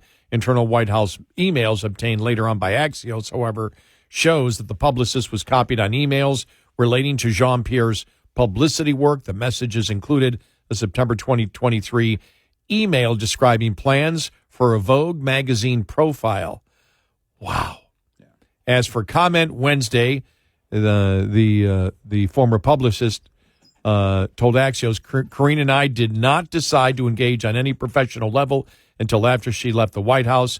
You might want to get your facts straight before you accuse someone of being a liar. Do not ever contact me again. Sent a copy of the 2023 email. The publicist Squire did not reply further. So, I mean, the whole thing is, and I like the one where, because Alex Thompson adds his own on X to the article. And where is it? The one that said here it is. Tim Wu. From White House policy staff perspective, the real problem with Kareen Jean-Pierre was that she was kind of dumb. No interest in understanding harder topics. Just give random, incoherent answers on policy. Remember after day one or day two, when Republicans said, she's a DEI hire. They were called homophobic. They were called sexist. Every name in the book. And now Democrats and Democrat sources inside the White House are saying stuff that you could make the case is even worse than the right was throwing at her. Well, you look at really all the picks by Biden. Kamala Harris. So many that were incompetent and shouldn't have ever been at that level. And weren't really properly vetted. We said Susan Rice. Now, Susan Rice came with a lot of baggage, but at least she didn't talk in word salads. I mean, there were so many bad hires. But Joe Biden didn't care. Because that had to have gotten back to him. Whether in the moment he could understand what was going on or not, I can't tell you. But at some point, there had to have been, in fact, probably at multiple points, conversations about Kareen Jean-Pierre not being there anymore. But you can't do that. You've already stood your ground. Wasn't that talked about once? I think there was conversation about her leaving. But I don't recall it being about her being fired. So it's, again, if you're going to go on the defensive and you're going to call everybody racist and bigoted because you're calling her incompetent, the last thing you can do is fire her. They locked themselves into that hire. And it didn't matter how bad she was. She's on the job until she decides she's no longer on the job. And that's just the way it is. You made that happen. And it's everywhere. I'm just reading just all the headlines itself. Another one from Axios. Who cares? Congressional Democrats say good riddance to Kareen Jean-Pierre. Yeah, right. You defended her. Right. The Harvard Crimson, ex-White House press secretary Kareen Jean-Pierre says Biden forced out of race by Democrats firing squad. Mm-hmm. Okay, that was February, though. I'm looking for something here in the last. Okay, now I don't see a lot of articles written today on it. Mm-hmm. Oh, I know what I did. I did. I put something else in. But you see the stories yesterday. Washington Post, Kareen Jean-Pierre, ex-colleagues pan her book about a broken White House. Ex-Biden press secretary under fire for timing the Democratic Party departure with book release. Biden White House reporters expressed disbelief on Kareen Jean-Pierre's sudden party switch. I have to pick my jaw up from the floor, a White House reporter told Fox News Digital. This is just great. Yeah. Oh, my gosh. Yeah. And just remember, everything, the pounding that the White House put, and the media even put, the liberal media on conservatives, said she's a DEI hire. She's horrible. Get rid of her. But it was obvious she was horrible as soon as she started going through the binder. Yeah. You and I remember. Well, how she many looked hours desperate did to find the answer. Oh, we just had the greatest time watching her completely clueless. It was, I mean, horrible. Horrible. But you've locked yourself in once you start defending the hire and calling everybody racist and homophobic and everything else. Nobody seems to be embracing her message as she wanted them to yesterday. Again, it makes you wonder what's in the mind of the publisher on the book. Wait a minute. Do we know if there's a publisher? Is she self-publishing? Because lack of self-awareness is one thing, but lack of the entire environment in terms of what the demand is going to be for something by someone like her, that's everything you do at a publisher. How many people would be interested? Or, again, are they saying, look, the train wreck will sell it? I don't think that that's the case. Because I don't think people want to spend any amount of time or any amount of money with that book. There's going to be enough talk about it. You'll get enough exposure to the gist of it without having to spend that time. So I don't ultimately think there's going to be much there. The book that might sell would be the book that's the author that says, I was the White House this. Yeah, I was closer to them than anyone else. Mm-hmm. And Biden, there was a shadow government. Biden was not running the White House the last couple of years. That one that hits is going to get a massive advance. I don't know what it's going to be, but it's going to be huge. Right. If you say that and you're specific about it, then again, nobody will have to buy the book because whoever the book tour itself, once somebody gets an advance copy, that will be all out there. Mm-hmm. But that's the only way. If you wanted to sell a book, the only chance you have of selling a book is doing that. Exactly. And I don't think Kareen Jean-Pierre is going to do that. No, I don't think so. 866-90-RED-EYE. Brought to you by Hot Shot Secret. Hi, I'm Jen Loomis, a transport safety expert at JJ Keller, and I'm here to share a tip on speed and space management. In order to manage speed, you need to understand the 4 factors involved in stopping a vehicle.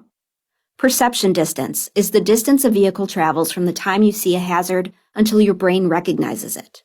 The perception time for an alert driver is approximately 3/4 of a second. Reaction distance is the distance a vehicle travels from the time your brain tells your foot to move from the accelerator until your foot hits the brake pedal. The average driver has a reaction time of 3/4 of a second. Brake lag distance also needs to be taken into account. When operating a vehicle with air brakes, it takes about half a second for the mechanical operation to take place.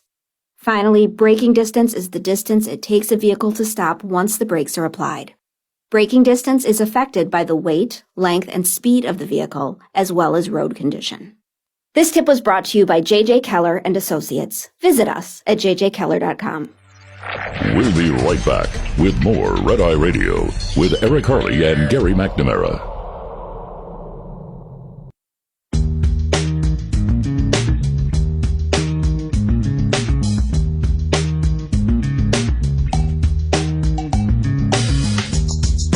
It's Red Eye Radio. He's Eric Harley, and I'm Gary McNamara. I almost choked when I read this headline here.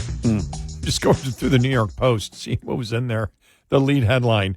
Steve Bannon calls on Trump to deport Elon Musk and seize SpaceX. Yeah, I saw that. Yeah. Strong belief that he is an illegal alien. Yeah, okay.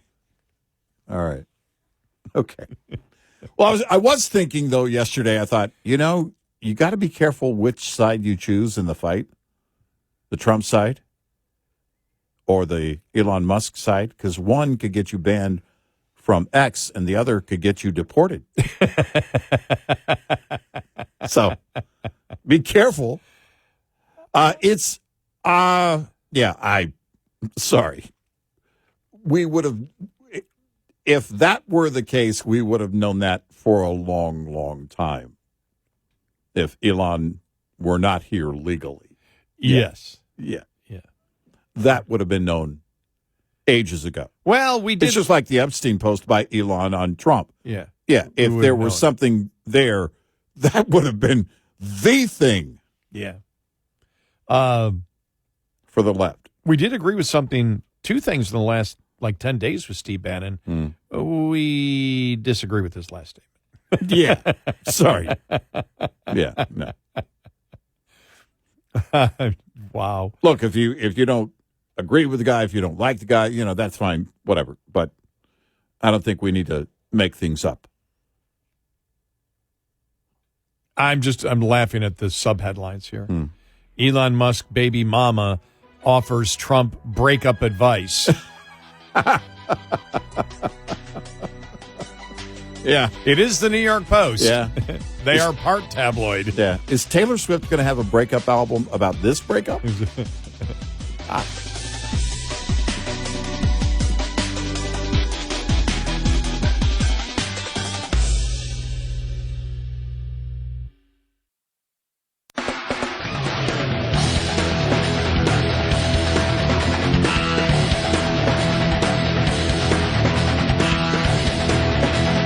Catch all 5 hours of the show live every night on the Red Eye Radio app.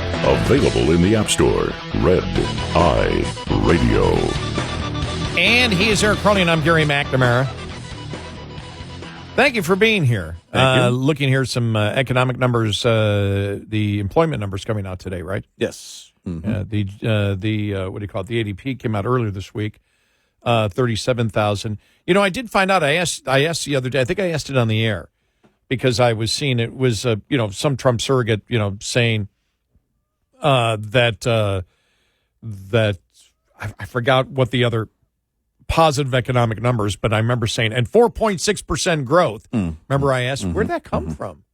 Yeah. That was the Atlanta Fed projection a couple of days ago. Oh, yeah. That's now down to 3.8%. Okay. It dropped yesterday to 3.8%.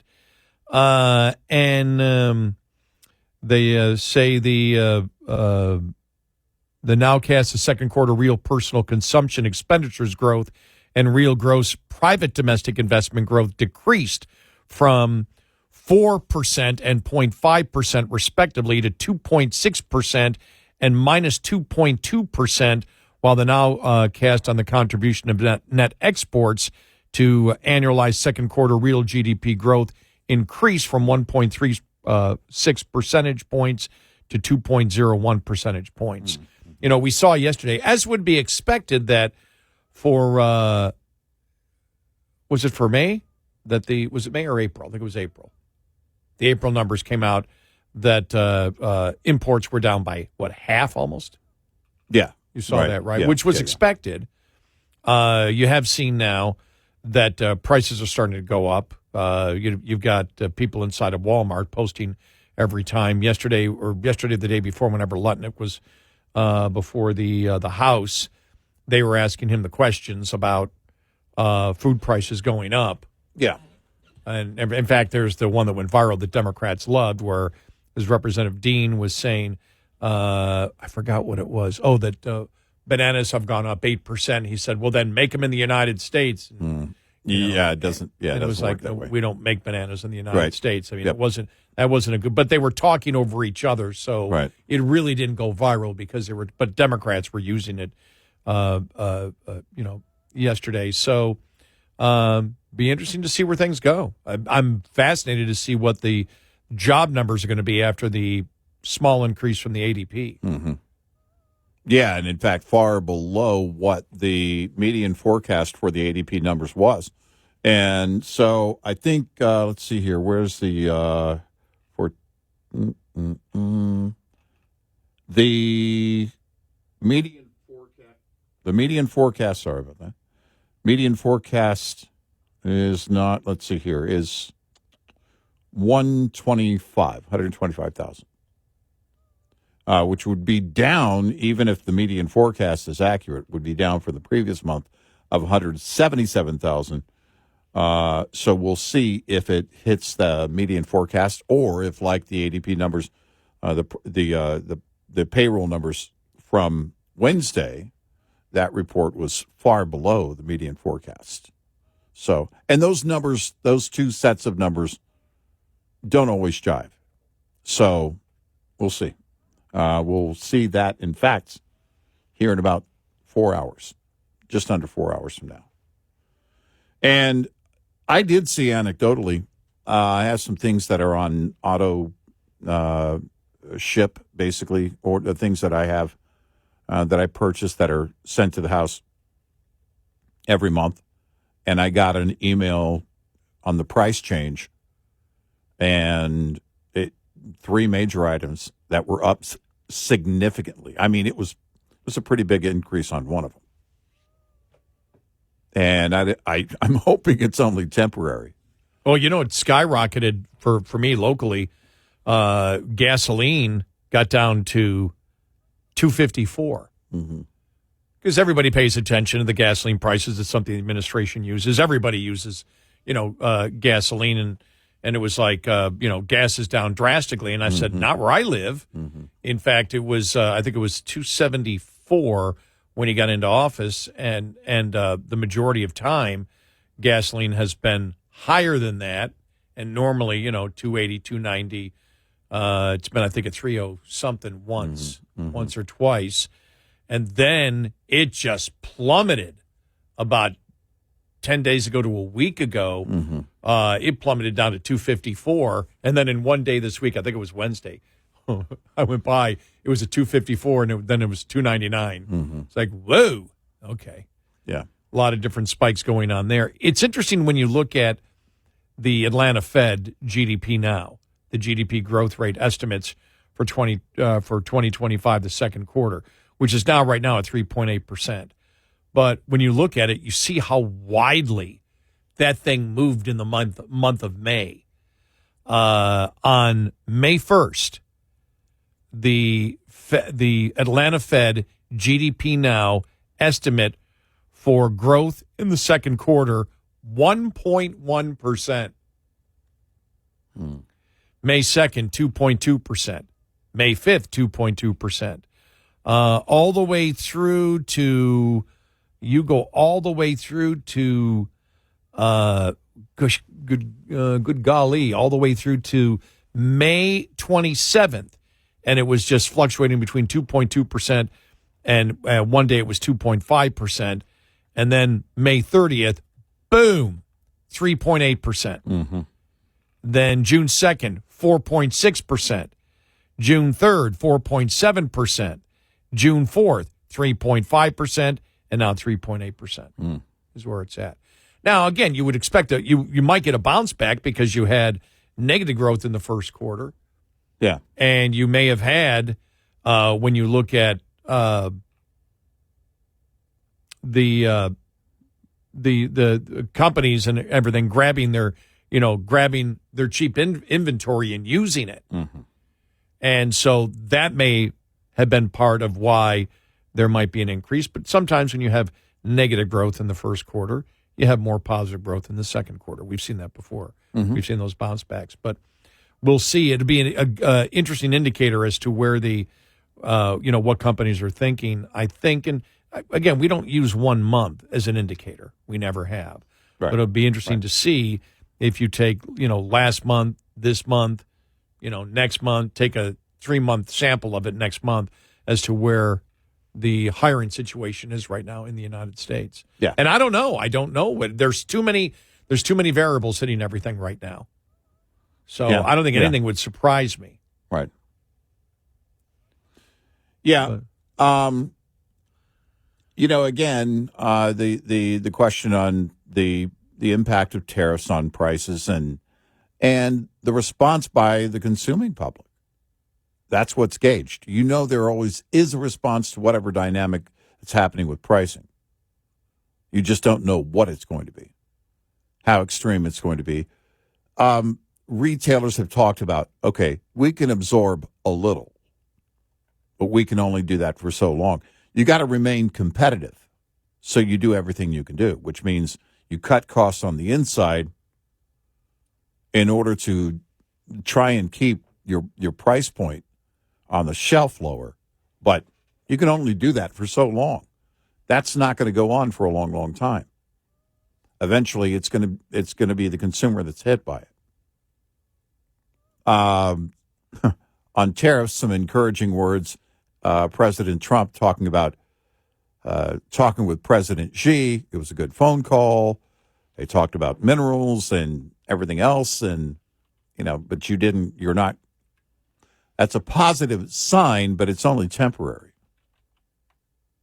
Until it's believed that there is some kind of agreement in place, there's not going to be a long-term deal, but certainly an agreement in place, then you have to see that, again, in effect. The question is, all right, if you're looking at those tariffs on China, how soon might they be lifted? The fentanyl tariffs. That's a big chunk of that. That's 20%. And no talk about that that I saw. I didn't see the entire presser yesterday, but I didn't see anything in the news about them mentioning the control of fentanyl and raw materials and everything else for fentanyl being sent to other countries. I don't know what the demands will be. I don't know what the threshold is for the U.S. against China on the fentanyl thing. It was interesting. I don't know if it was Lutwick or Besant that was out there yesterday saying that on the big, beautiful bill. Yeah.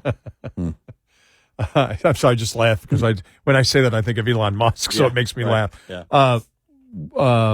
That it was one of the economic people for Trump was talking about the fact that it's not fair that they don't count tariffs because he said that they expect $2.8 trillion in tariffs over the next 10 years. And they said it's wrong for the CBO not to count that. Well, the reason the CBO doesn't count that is because, number one, it's not a congressional law where you have a specific tax rate that you can extrapolate out for a period of time. Right. We don't know. The tariffs change all the time under Trump.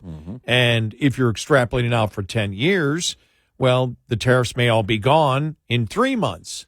Yeah. So you can't use that. You've already seen, for example, the estimate has changed. Remember, we had said, and I forgot what the number we used, but I remember we had come up with roughly between $750 and $800 billion. This is when Trump was talking about the fact that we can replace the income tax. I think him and Elon Musk were talking about that. Yeah. We can replace and we said, no, you can't.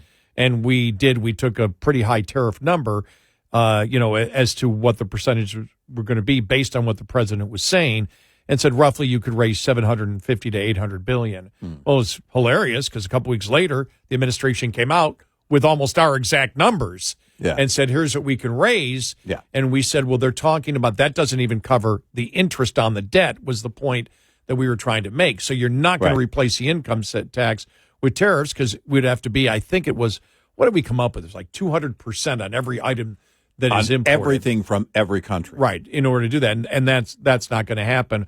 Well, now they've revised it down to, $2.8 trillion over 10 years, which would be $280 billion. Yeah. Again, though you're extrapolating out a number that isn't burned into congressional law. Yeah.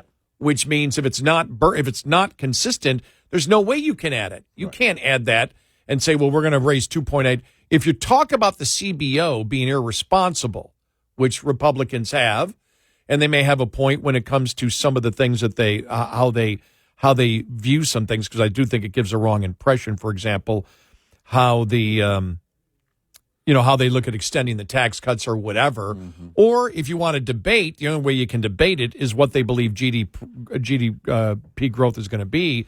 But if you count tariffs to balance what you believe the budget is over a 10-year period, and it's not congressional law, you'd be not you wouldn't be responsible doing that because you're not giving it an accurate portrait of the fact that, well, Trump can remove all the tariffs tomorrow, then that goes away.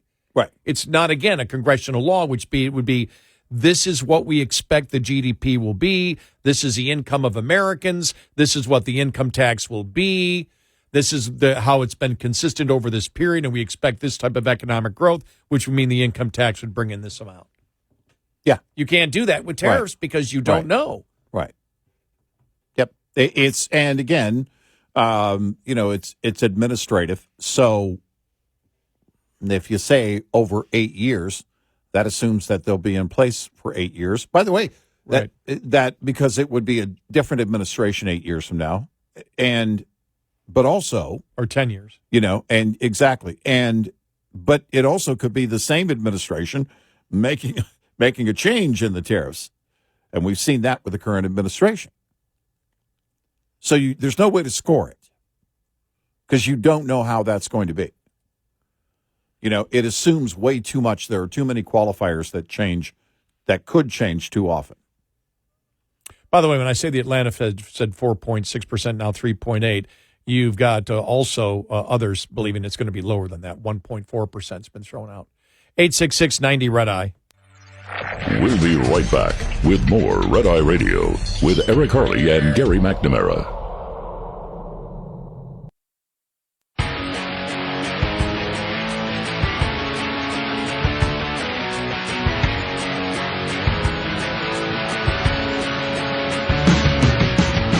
It's Red Eye Radio. He's Eric Harley, and I'm Gary McNamara. By the way, I mentioned that the Wall Street Journal Economic Forecasting Survey shows the GDP for the second quarter at 0.8. You've got the Atlanta Fed saying 3.8. Understand, because I just looked at the Wall Street Journal Economic Forecasting Survey. All right, the last projection was done on May 5th. Okay, that's a long time ago. A lot of economic numbers that have come in. So it may be closer to that 3.8 number or whatever, but that has varied widely over the past month. Do you know what the Wall Street Journal Economic Forecasting Survey has the GDP to be For the year? For the year. 0.57. Interesting. Very interesting. I'd be very surprised if it was that low. But I don't know.